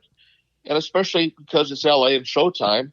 And I realized that nobody cared about hockey in LA at all. Mm-hmm. You know, I liked it. I had a friend from Canada in high school, which is why I first went to the Kings in the late 60s, early 70s, you know, with Butch Goring and Whiting and people like that, Rogie Vachon, obviously.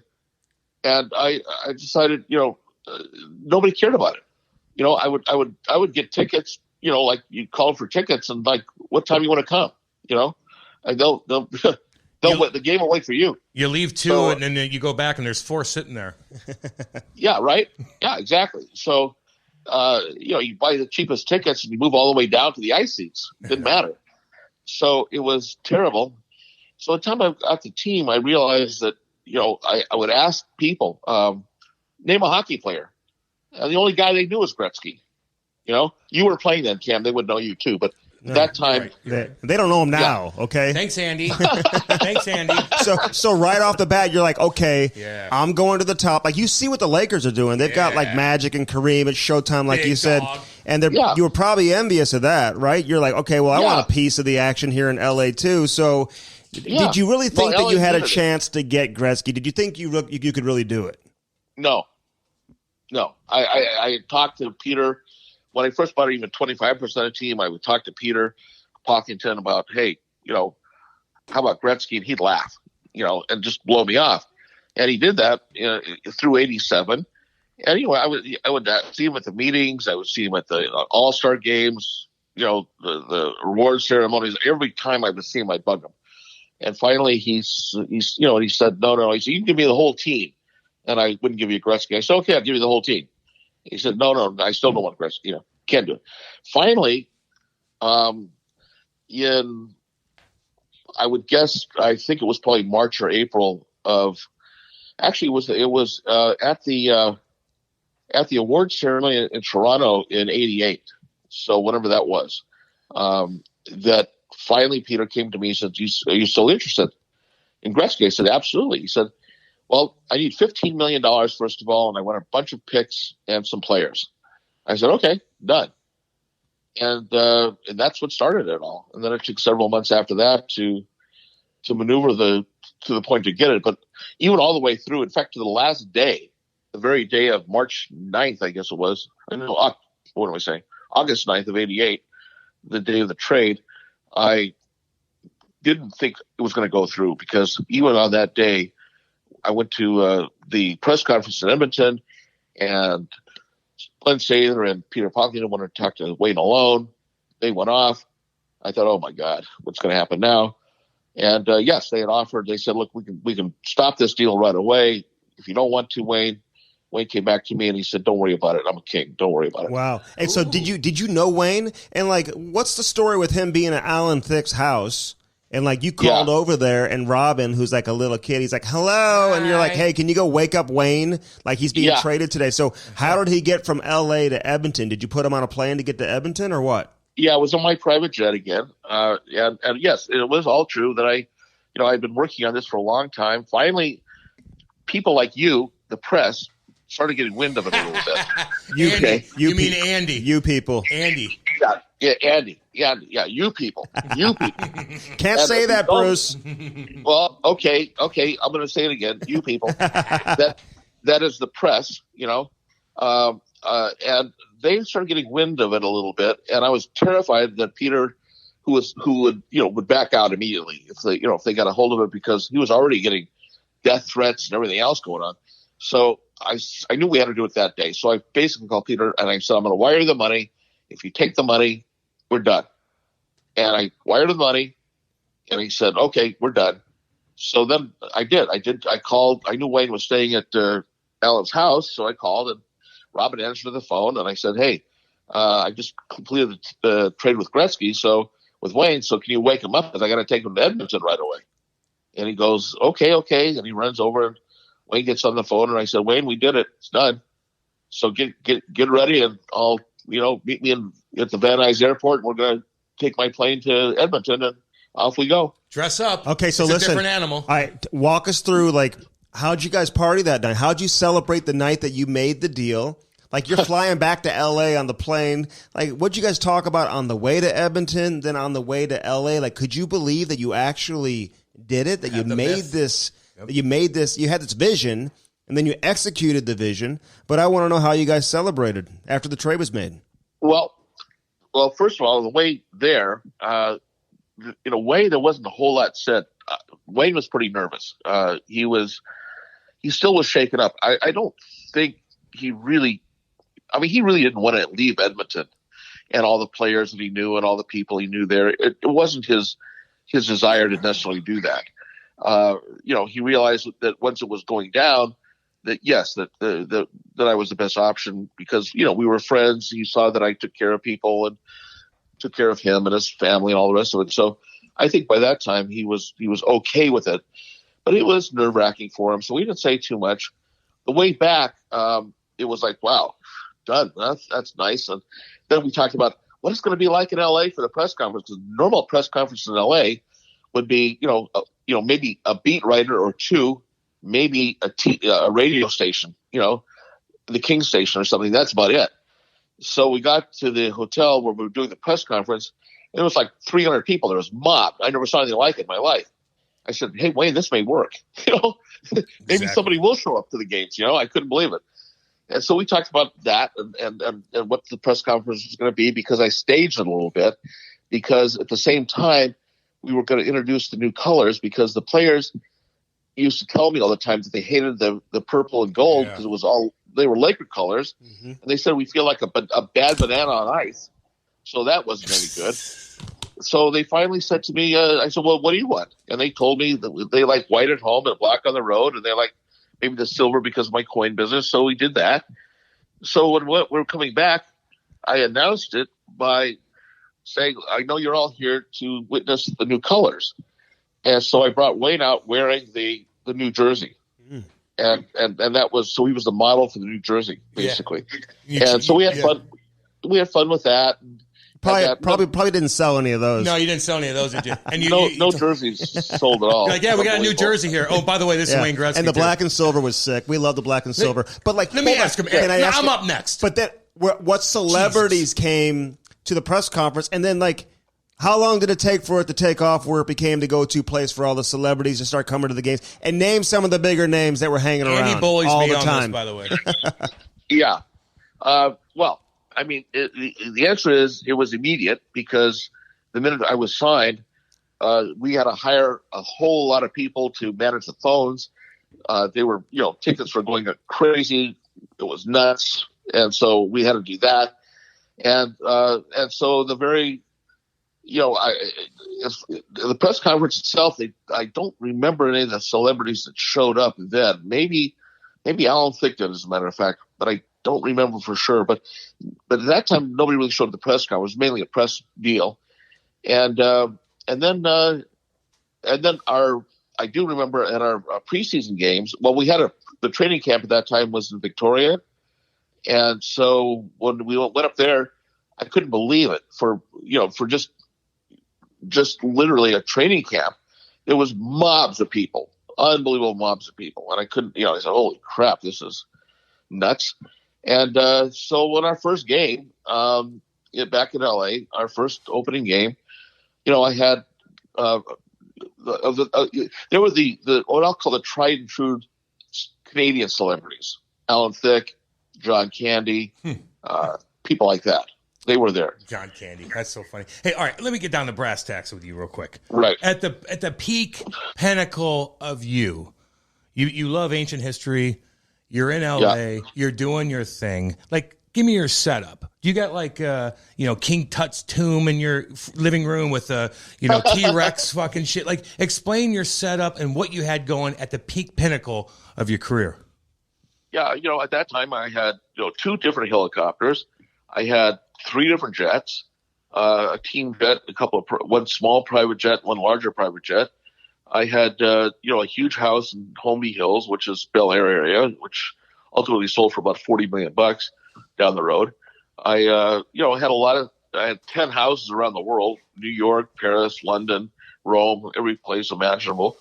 I had a lot of great art around, a lot of great things, and it was a lavish lifestyle, frankly. But it was a hassle too. But at the time, it was the thing to do, I guess, in the 90s. Yeah, sometimes it's nice to like simplify and only have like 5 houses and 2 jets or whatnot. But were you? Yeah, just the same as you have now. Exactly. Time to talk a little bit about Daredevil hockey, the ultimate in performance plus protection. Daredevil is a lightweight compression-based layer designed with Kevlar cut-resistant fabric overlays that protects all the vulnerable areas of the upper and lower body from skate lacerations. Get yours now. www.daredevilhockey.com. Use that promo code Cam and Strick. You'll save 25%. Now back to the interview. Let's go. Did you, were you a ladies' man? Were you single at the time? Were you into, the party scene? I mean, God, you're in L.A. in the 80s. I'm thinking, Sunset Strip, Motley Crue. Were you into that kind of stuff? Were you married? Yeah. I was married. During that time. I don't think that mattered a whole lot to me, frankly. I hate to say it. Yeah. But I was married. But were you faithful? Happily married? Were you faithful, Bruce? Happily married? What do you think? I mean, how can you not be? I mean, how can you're living the lavish lifestyle, man? Yeah, I know. It was rough. The answer is, the bottom line is that I was never a huge party guy. I was never into, drinking crazy or no drugs at all. I never did drugs in my life. I wasn't a big party guy. I would go to the Playboy Mansion from time to time with Jerry Buss or with, Alan Thicke, actually, other people like that. we would hang out there from time to time. We had some fun, but I was not a big late night party guy. Jerry Buss was. So he would drag me from time to time to go to these clubs and this club and that club. Yeah. And he was all into it, and, so I got dragged there from time to time, but I was never a big party guy that way. I was more, focused on the businesses and, my rather dull home life. Yeah. And also there's a lot of games, you're talking, I went to every road game as well. So I'm at every home game, I'm at every road game. When I had the Argonauts, I'm at every home and road game there as well. So, I'm traveling all over the place a lot. I'm going to Europe a lot. Still with my coin business. I'm doing movies, so I'm going to movie sets all the time. So I'm very busy. I didn't have a lot of time to mess around. And I also was a control freak in the sense that I always was nervous. If I was going to do drugs or drink a lot, I would get out of control, or I might get out of control. I don't know. And I couldn't handle that. Yeah. So I was pretty basic. I was pretty successful. Boring. Yeah. Well, okay. So you're hanging out with all these, A-listers though, like Tom Hanks. I mean, just such a. I mean, he was such a big star at the time. How much power did you have in L.A.? Could you do whatever you wanted to do? Like everyone knew who you were. Could you get your hands on whatever you wanted? Oh sure. Oh yeah. I mean, well, I mean for sure. You have I had a lot of clout, which is good and bad because the bad part of it was the banks, would be happy to do whatever we wanted to, which was not necessarily. The best thing in the world. But it's something that it's it was a time and place, I guess, where you could pretty much run the show. I mean, it was whatever I wanted I could get, basically, and it was it was easy and quite well known. I probably more famous in Canada, actually. If I went to we'd go to the games in Canada, and the players, myself, would sometimes walk around, or like in Edmonton we'd go to the mall, or whatever, and I was obviously mobbed there. It was craziness. So it was a different life, totally different life. They probably hated you in Edmonton. Yeah. Did they like you in Edmonton? They mob you in the right way? Don't be hanging out at the Foot Locker at the mall there, Bruce. Oh, shit. Oh, I did. I was hanging out at the waters park thing. Yeah, what are you doing at the mall anyway? Hey, don't you have somebody shopping for you, Bruce? Cute girl shopping for you? No. We because there was nothing to do in Edmonton. What do you do in Edmonton in the middle of the winter? Freeze. I mean, nothing. Collect coins. Yeah, freeze. Okay, freeze. Let me ask you this though, dude. You got all this shit going on. You figure out different ways to make money and just to be an entrepreneur as a whole. But the film industry, directing movies, like how do you know how to do that? I mean, is it just like it comes easy to you? Like now I'm going to do movies. Now I'm going to direct this. Like how the fuck do you know how to do it? Well, okay, I didn't direct anything. I produced them, which means basically finance them. When you get down to the shit, so it's basically finance. I fucked that up. Yeah, Cam doesn't know. Sorry. We'll talk about this. I'm still asking the question. Though. Go ahead, Bruce. Yeah. Sorry. He thinks you're like on the set being like, okay, guys, take Andy. one. Thanks, Andy. Stuntman, jump off the roof now. I'm just saying. Okay, take one. God. Take one, take two. Scorsese. No, right. That was me. No. What happened was I got involved with movies because everybody in my life was in the movie business, and of course, a lot of the actors and so forth that I knew quite well, and so they would often ask me. My very first movie was a movie that a fellow named Alan Salke, who was a co-chairman of Motown Records, and Barry Gordy and I were very close friends, and he said that Sting wants to do a movie. I should meet with Sting. So I said, I don't know. So I met Sting, and he said, I want to make this movie. I have the script. It's great. I read the script. I thought it was terrible. I didn't understand it. But, I said, look, if you give me the soundtrack, a police soundtrack, I'll do it. So we made the movie for $2 million. It didn't do any business, but the soundtrack went through the roof. So I realized there are ways of doing things, and I learned about that. Then I hired various people along the way who ran the business, ending up with David Beagleman, who had been the chairman of Columbia Pictures before that, the chairman of MGM before that. He was a big name. He knew everybody in town, and he basically would come to me with the fixtures he thought would work, and we made distribution deals that were very favorable to us, with mainly 20th Century Fox at the time, and then I tried to make movies in the 80s, especially that were aimed at the youth audience. So, things like, I don't know, Weekend at Bernie's or Blame It on Rio or War Games, all those kind of movies I made were aimed at that audience. And for the most part did pretty well. Yeah. Wow. Damn. Yeah, Cam thinks you're like writing scripts. Andy, he probably did. He does everything else. So, all right, before we get into like the prison stuff, I do have a couple hockey questions real quick, because you were like, I mean, you're a reason as to why the league looks the way it does today. I mean, you guys went and did all these exhibition games in Miami and Tampa Bay. You see the second team there in Southern California, which you got paid for, by the way. That was a very smart business move. $25 million in your pocket. Oh, yeah, that was good. And so you guys would do these like outdoor games in Vegas. And like the influence you had on Gary Bettman becoming commissioner, like break that down for us. Well, I hired him. I mean, the bottom line is, oddly enough, there was a feeling of change was needed in the NHL. John Ziegler was the commissioner at the time. Actually, they called him, I think, president at the time. And everybody knew that a change was needed. And so I was elected chairman of the board of the governors of the NHL. So that was a kind of a strange thing. I was by far the youngest guy there, but I was named chairman. And one of my first jobs as chairman was to see if I could locate or hire a commissioner to replace Ziegler. So we had a committee of 4 people, and those guys, myself, hired a search company, and they came up with a bunch of names from giant companies, like a Nabisco and that kind of stuff. but none of them knew anything about hockey when I interviewed them.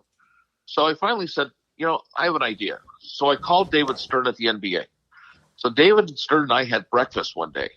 I said, David, I want you to be commissioner of the NHL. Leave the NBA. And I said, because you've already done the NBA, what you've done, you've taken it where it is. How about doing the same with the NHL? And I almost had him. And he would tell you the story before he passed away recently. He would tell you that story. And he said, no, I can't. I said, okay, look, could I have, who could I have in the NBA that you think I would work with? And finally he said, I think Bettman would work. So I met Gary, and he and I, hit it off right away. I could tell his knowledge of the sport was great. We also were facing a work stoppage at that time. And I knew that, Gary's a lawyer. He knew how to handle that. So I thought he would be the guy. But I had to be subtle about it because the NHL owners did like NBA guys for the most part. Although a couple of them owned NBA teams, they didn't like the idea of the NBA and the NHL. There was a problem there. So I brought Gary to a meeting, and I had him be drilled with all the owners, and they realized, holy crap, this guy's the guy. So I got him elected unanimously. And funny enough, when I see Gary from time to time, I say, Gary, I get so much acclaim for the Gretzky trade, but nobody thanks me for you. And he says, no, they usually blame you for me. So yeah. So that was it. Okay. So I got. Yeah. That's amazing. But did you envision the league looking like it does today, like with a second team in Southern California, team in Miami, team in Tampa Bay, Arizona? You see Nashville, Arizona, like Carolina. Did you envision this for the league? Not initially. When Wayne and I first were, when I first did it for Wayne, and Wayne and I we talked about things, we never really envisioned it. I mean, the trade was mainly to get people coming to hockey in LA, to get a better team, a competitive team. That was my main goal. But what happened was very, very quickly I realized, holy crap. I mean, because everywhere we went, it was sold out. Every place.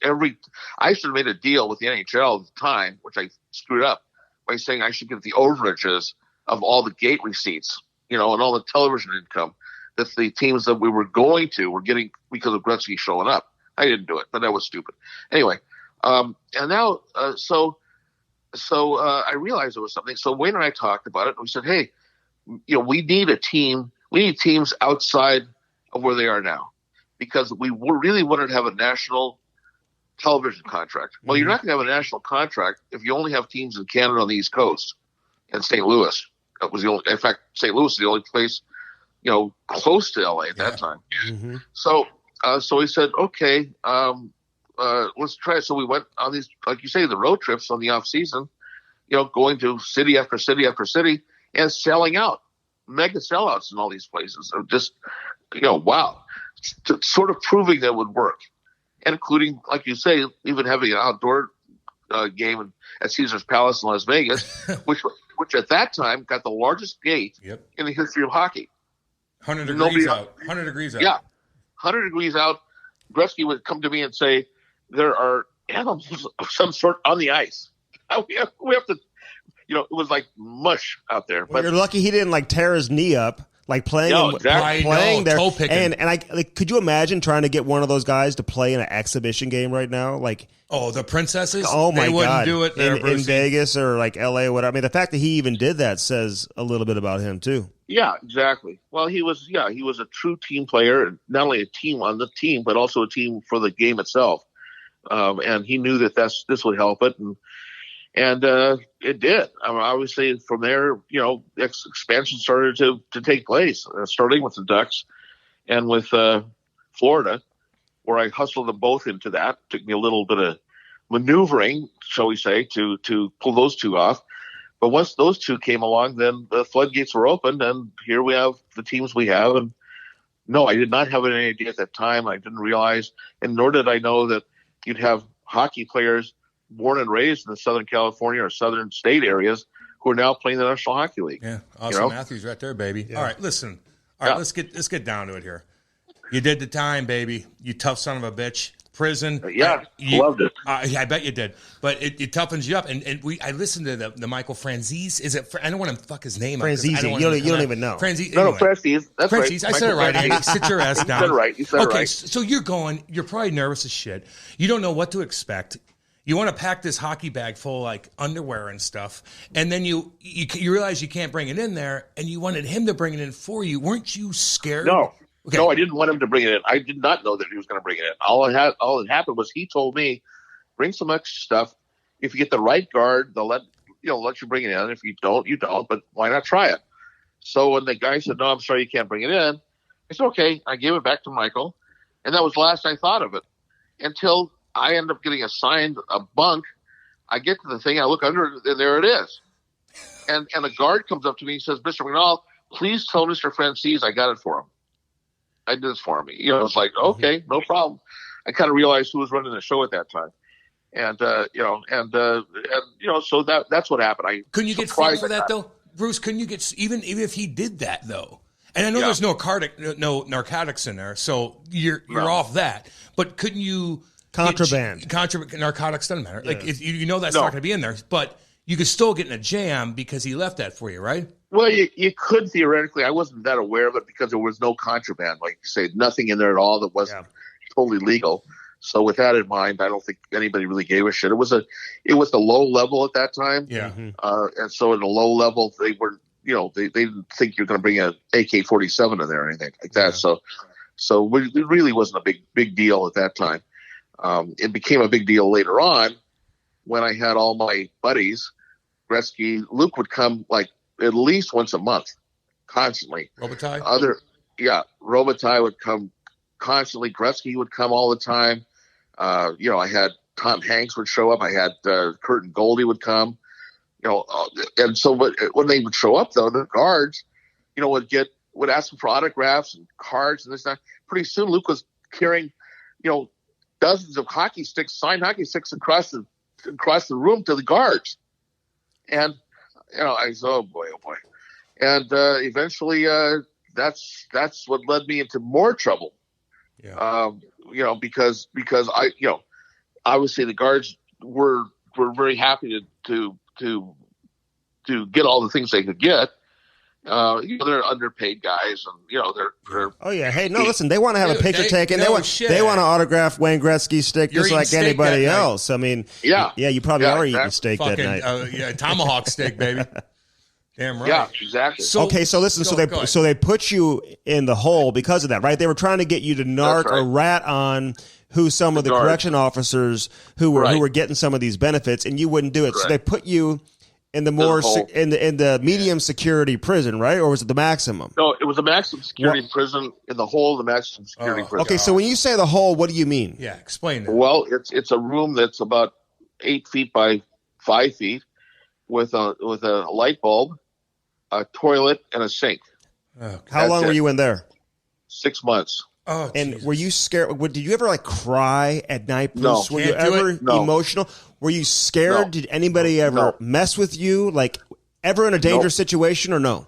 No, because what happens is that that's overrated. If even when I left Lompoc, the low level place, and I was shipped on to medium and high level places, even though people there were doing life and they were in there for pretty bad things, unless you're involved with drugs or gambling or gangs, some stupid shit like that, nobody's there. Gangs, there was no white gangs for hockey owners, believe it or not. But don't you have to pick though? But don't you have to pick when you get in there? You're telling me when you go in there, all these crazy Did guys. you say white gangs for hockey owners? Well, I hear you guys are some badass motherfuckers. Hey, you stay away from you guys. Well, in Northern California, there's a mixture of a bunch of shit up there, dude. So you have to but they're not hockey owners, dude. No, I know. No. I know, but don't when you go in there and you got these fucking psychos all talking to you, and I know a lot of them know you, but aren't some of them like the skinheads like, no, come over here. Mm-hmm. And then somebody else like, come over here. Like, don't you have to pick something? Not really. Not at least I didn't. I mean, they all know me. You're right. I was, famous. They like that. Is it like San Quentin? Is it like kind of like that or no? No. The federal system has got smarter people, basically. I gotcha. White collar. Well, no, but you can murder somebody or kidnap somebody or whatever, but do it on federal property or do it as a federal crime. I got you. Or if you have drug dealers, these aren't the little guys running around that would go to the state prisons. These are the big guns, the guys, the major guys, and by definition, they're smarter. They're because they're big guns. So I never really ran into any problems in that regard. And I had I had so many people around me, some guys, tough guys around me, that were, happy to make sure that people knew that, I guess. And so, when I was in Lompoc, I had a guy who was the head of the Third World Crips, who helped me lose weight, sort of a trainer there for me, helped me do that. I had conjugal visits? No, not in the federal system, not allowed.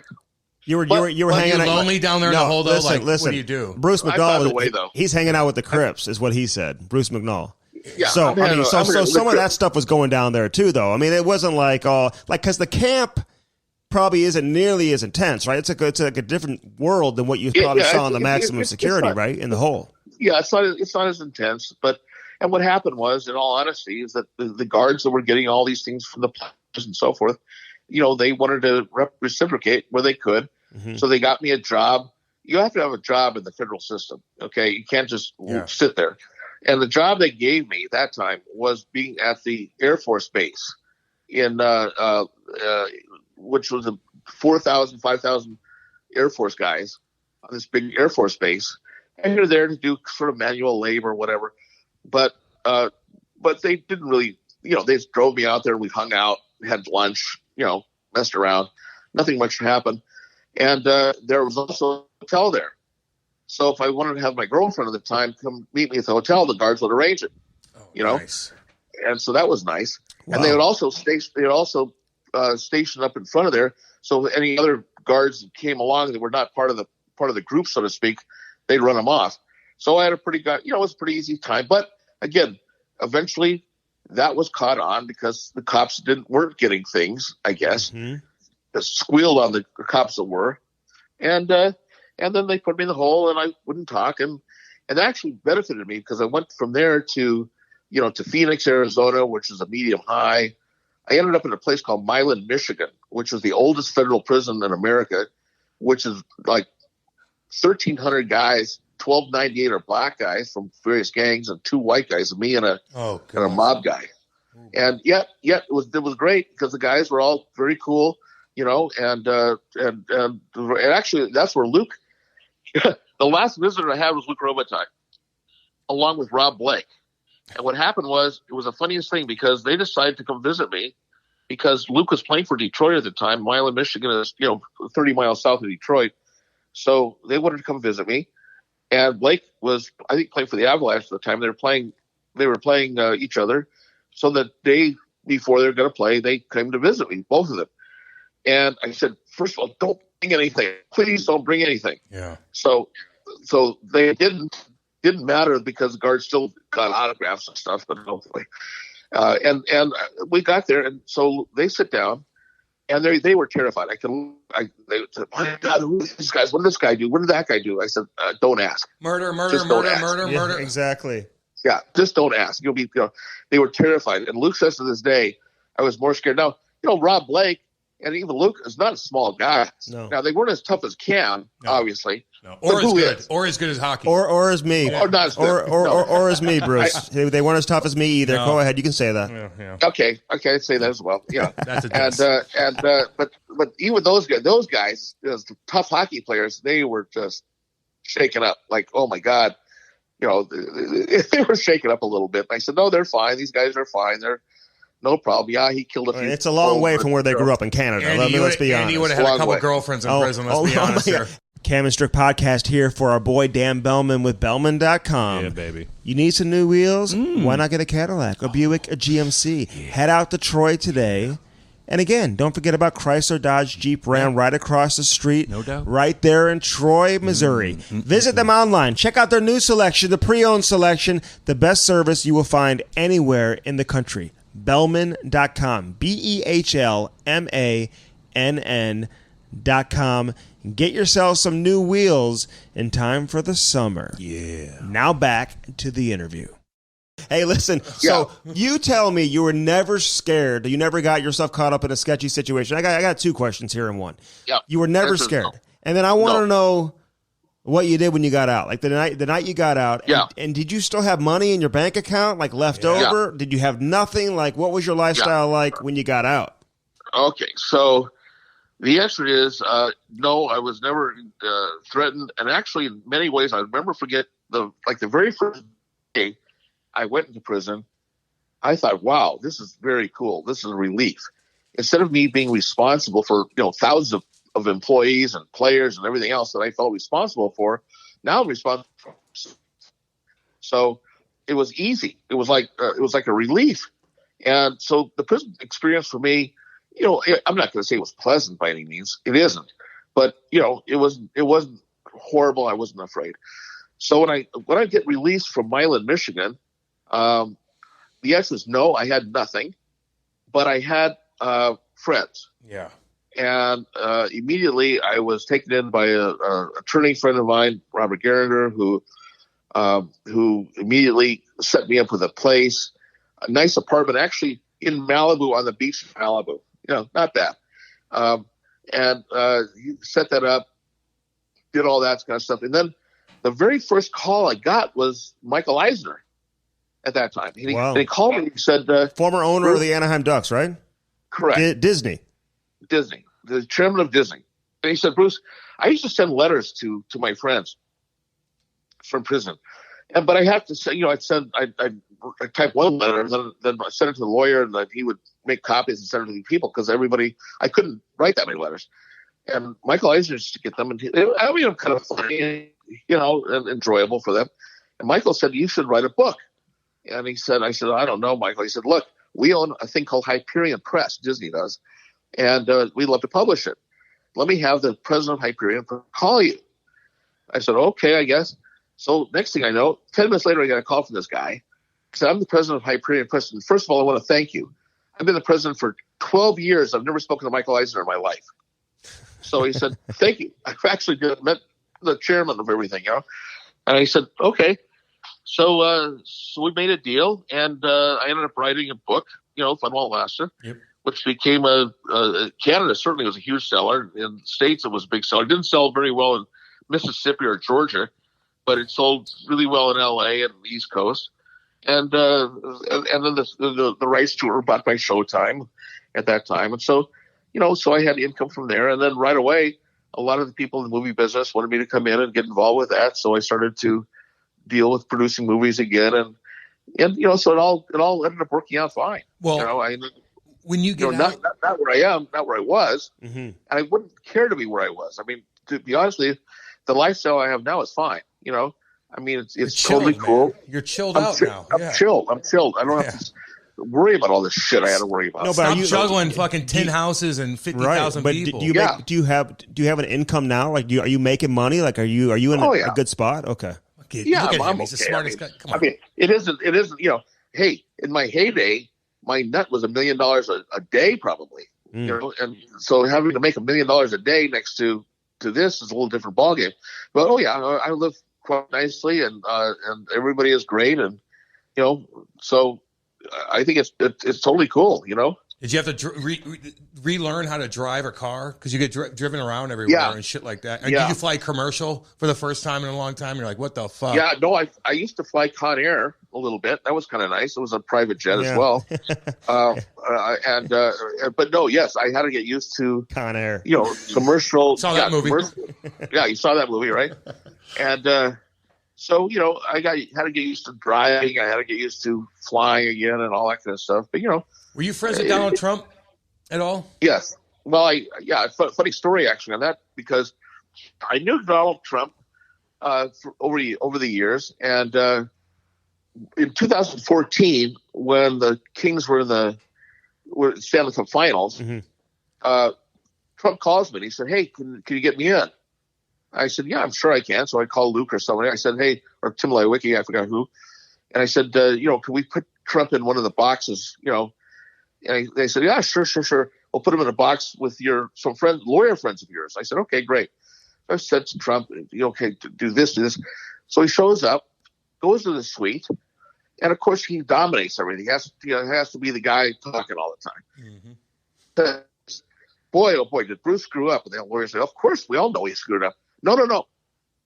He had no problem. If he had borrowed the amount of money I borrow, the banks won't mess with it at all. He said he just borrowed enough. He should have borrowed what I borrow. If I borrow $10 billion, you think the bank's going to mess with me? I own the banks then. And so he gave a funny story about that to these guys who always remind me of it to this day. So yeah, I knew him. I was big friends with him, frankly, but I knew him. Okay, so what does it mean to you?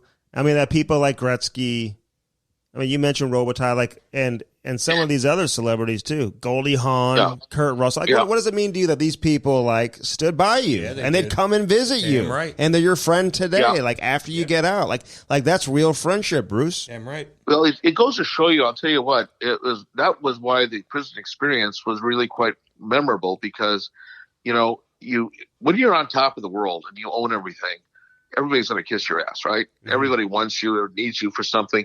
When you're in that position and you lose everything and you're in prison, you really, holy fuck, find out. I mean, the most memorable thing in some ways was the fact that Gretzky refused to have his jersey retired until I could be there. Yep. That was a pretty emotional moment for me in a way. The kind of things that he would do. When I got out of prison, after I talked to Michael Eisner, Tim Lewicki calls me, and he takes me on a tour of the Staples Center. He said, Bruce, this is here because of you. As a result, for the rest of your life, you have total access. You park your car where the players park. Yep. You have anything that you want. And to this day, I do that. Wow. So it's as you should. As you should, Bruce. Let me ask you real quick. When you're on top of your game and everything is just so extravagant and everything's coming together and the celebrities and the jets, are you you would think to yourself and look in the mirror damn, this is too much. Something's going to happen. Do you ever get that? Did you ever get that? Oh, way? Yeah. Oh, yeah. Yeah. I mean, in a way, you look at it and say, holy shit, what is this about? I can't believe it.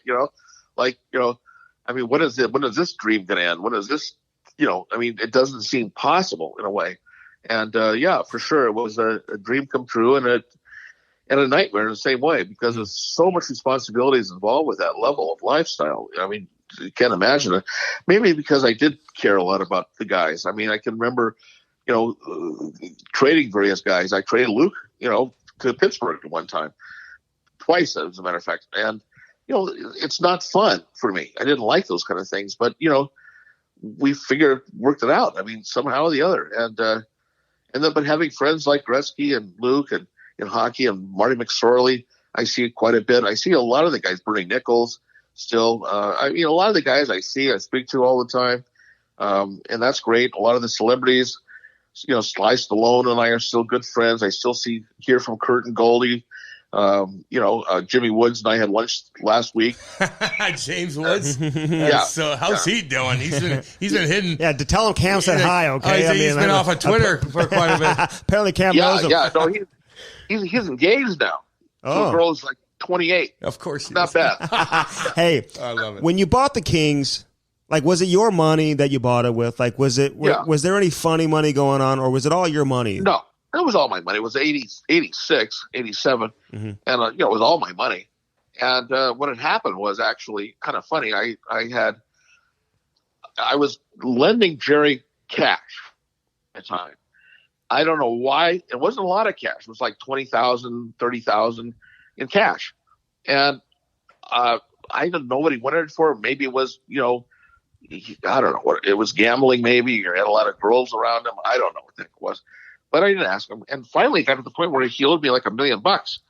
So that's when Jerry came and said, okay, you can buy a quarter of it and take the money I owe you, assign that to it, pay me the balance. At that time, it was I bought the Kings on the basis of $16 million. So it was $4 million to start with, which I had to pay him $3 more than the $1 million he owed me or so. And then it kept going in stages. And that amount of money to me was frankly fairly easy. It was not a big number for me at that time. And but it was very exciting for me, I'll tell you that. I bet it is, man. Let me ask you this. So this is the last one from me. Okay. I know you got shit to do. You got a little Yeah. party to get to. Yeah. Man. And I love this whole ancient stuff. Like, is there anything that you were able to keep, any ancient artifacts that you were able to have? I know you probably don't want to tell where it's at, but anything that you still have from back in the day, collecting all that shit? No, I couldn't keep a damn thing. No. And you got to be very careful. If you try to be sneaky and keep something and they found out, you're gonna tack another 5 years onto your sentence. Yeah, you'd go back. Or sneak a bag into the prison. Yeah, or like a hockey, Or sneak a bag. hockey bag With underwear. Hey, if it's a mob guy sneaking it in, believe me, it's okay. Yeah, It's not a problem. Not a problem. Did you have any connection to the mob, like when you were like just in the 80s? wheeling and dealing? Yeah.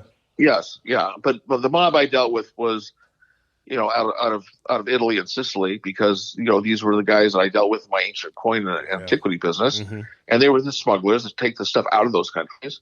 So to an extent, I had that. I did not have any connections with the mob in America or the Michael Franceses at that time. They're hardcore over there in fucking Sicily and shit, though. Yeah. Probably more They're hardcore. Yeah. Way more hardcore. They're different ball game than the guys they have here. They would always.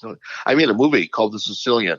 Yep. We shot it all in Sicily, and one time we had a strike, and I went to the guys and I said, "Hey, can we fix this?" My people said, "Well, let me introduce you to this mob guy." So I meet him. He said, "We fix it for you, but we want something." I said, "Oh God, it's going to cost me a couple $1 million or whatever." He said, "No, we want to be in the movie." So when you see the movie The Sicilian, starring Chris Lambert at the time, you will see that the barber, the guy cleaning up the floors, these are all the top mob bosses of Sicily. Hey, So, yeah. All right. So, of all the things you did, like you owned horses too, like thoroughbreds, like race horses. Yep. And obviously professional sports with the Kings and chilling with Gretzky and Holly on the private planes and all that. And then, all the other stuff you did, producing movies, Weekend at Bernie's. God damn. Yeah. What was your favorite thing? If you could go back and do any of those for one day, like what would you do? I would definitely be owning the Kings. I mean, that certainly was my highlight, and certainly getting Gretzky was a big part of it. And that experience is something I could never duplicate again. Obviously, I don't think, and it couldn't be duplicated today. First of all, because there's no player like that would have the impact that Gretzky has. Connor McDavid may be a great player, but he's no Wayne Gretzky. He's not going to fill every arena around the world. It's just not going to happen. And there's no player that probably can, partly because of the way they play the game today. It's much more defensive, and coaches are the stars along with goaltenders now. And Yeah, you're right with the McDavid though. Although the Edmonton Oilers, the fans, like they're having nightmares. Like they wake up in like See cold nothing. sweats. They think you're going to buy the Kings and then trade for Connor McDavid. No, the thing is, McDavid. Here's the difference between Gretzky and McDavid. No non-hockey fan knows who the fuck Connor McDavid is. They don't. Yeah, but back in the day, everybody knows who Wayne Gretzky. Whether they know exactly what he does or not, they know the only fucking hockey name. player they'd heard but they of. just know the name. That's right. They know the name, and that's unfortunate. It's true for this. I mean, I could walk through the Staples Center in a hockey game with Sidney Crosby. They wouldn't know who he is. Yeah. I mean, except hard. They might during the Kings game. They might. Like those people They might. If you walk down Rodeo Drive, they may not. Hell no. He's not making enough money for Rodeo Drive. No, that's right. I mean, it's a sad commentary on the state, in my opinion. Whereas, basketball players can't go anywhere without being recognized. So I know. 7 feet tall helps. Yeah, exactly. Being tall helps exactly. But it was great those days. Well, Bruce, listen, man. Bruce, you're the best, dude. You're the best. Hey, of the best, what's man. going on with Rocket Ishmael nowadays? What's he doing? He's got a company. He's doing some rap. He's producing some rap. Oh, so am I, as a matter of fact. Really cool, Andy. Okay. Really cool, you Andy. look the same, actually. Oh, he's going to make a ton of money. You play as fast as he is, too, right? So, faster, and it's actually. cool. Yeah, faster, yeah. His brother was named a missile. I'm in touch with him and some of the old CFL guys, too. So, it's a matter of how you treat them. As I say, if you treat them well on the way up, you'll get the same treatment on the way down. There's no doubt. And, hey, listen, man. You're the best of the best. Congrats Brucey. that you got you have your life in order, man. You seem real happy. And I like I really enjoyed this conversation, Bruce, man. if you have any charity events, I'll come out and I'll fucking entertain everybody. I will entertain like a goddamn. Just so you know, I want to hang out with you. And Bruce, he'll do it for free. I'll do it for fucking free. Okay. I don't use not in St. Louis. I'm telling you. No, He's got to fly me out it. Privately. That's all good. Okay, good. We'll do it for sure. Okay. Bruce. All right, If you guys want to talk again, I'm happy to do it. Hey, of course we will. Hey, I got more. say hi to Robin for us, will you? Yeah, I absolutely. certainly will. He's like an I will. I'll R&B let him singer. know. He's like an And R&B he singer. doesn't know who the fuck you are. See you, Brucey. Have fun tonight, buddy. See All you, right, Bruce. got it, Everybody. guys. All right, take care. Thanks, All right. guys. Bye-bye. All right, that was Bruce McNall, man. Real quick, Cam, your favorite part of his story, because he's got a great one. Man, I'm not gonna lie to you. I'm so interested. I want to do another podcast, just me and him, and just talk to him because I know you don't give a shit about the ancient artifacts. I want to talk about all that, the tombs, all these fucking coins, where they came from, and not to mention I want to go to his house and look around and see if he's got any cool shit. I bet you he does. I know a lot of it was taken from, I guess, whoever took The feds or whatever. The feds took it and fucking snagged everything. His artwork Everything. was coins. Yeah, but like you weren't even on the same page with him with the coins. Like he don't even know what you're talking about. You're talking about like Cleopatra and all this type of stuff. Like, dude, Yeah, those sort of no. Fuck boy. The reason why he sold the coins so expensively is because he told the story that could have been in Cleopatra's fucking hands because that was the same time period of where that coin was fucking printed. You dumb shit. That's why. No. And Mark Antony and all that shit and fucking Julius Caesar, Julius Gaius Caesar. Get out of here. Gaius Julius Caesar. You don't know anything I'm talking about, but those are the dates of the coins, dude. And I'm like, that's the storyline. And that's what he said. He goes, you could tell a story for where these coins are. And then people are like, fuck yeah, Cleopatra. I don't think he knew killed what you were. themselves. Hey, I don't think he knew what you were talking about. No, you didn't know what I was talking about. Like tiger heads and all this type of stuff. And those are the coins that I'm talking. Yeah, right, those are the coins I'm talking about. I mean, he's talking like gold plated, like like you dig up from like ancient times and stuff like that. What do you think I'm talking about? And when do you think Cleopatra was here, dude? And the quality and the price is determined by weight and whatever and stuff like that. No, it's the value. There's coins like that. It's about where it's a story is the value of it. All those coins are the same. They're printed the same fuck way. They're in different time periods. That's what the value is. They're all the same. The fuck, man. What are you, a coin expert now? No, you think you know? Maybe I'm wrong, but you're certainly not. I mean, shit. I mean, I've got trees that are probably worth millions of dollars. Go, homie. Yeah, I'm done. You talking about this stupid fuck tree that they're gonna knock down to put a gas station up because you have highways everywhere by your house. I mean, good lord, live in a city. I'm in that. No, dude, you live in a fucking city. You live 7 minutes away from St. Louis City. St. Louis City. 12 minutes. 7 miles away. 12 minutes. 7 miles away. And the city's beautiful. The city is beautiful. No, it's not. When you going that again? Really? Real quick before we go. Yeah. What does it say though about this guy? The fact that Robitaille, Rob Blake, Gretzky, all these guys stood by his side, man, and they still do to this day. You can make mistakes, still be a good guy. Yeah. Well, you know what? I think he went to bat for a lot of people. I think he that's basically true. That's what I mean.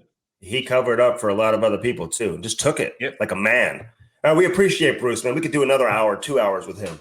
I know. Like we said. All right, the Cam and Strick podcast brought to you by CarShield. Again, 800-857-2481, carshield.com.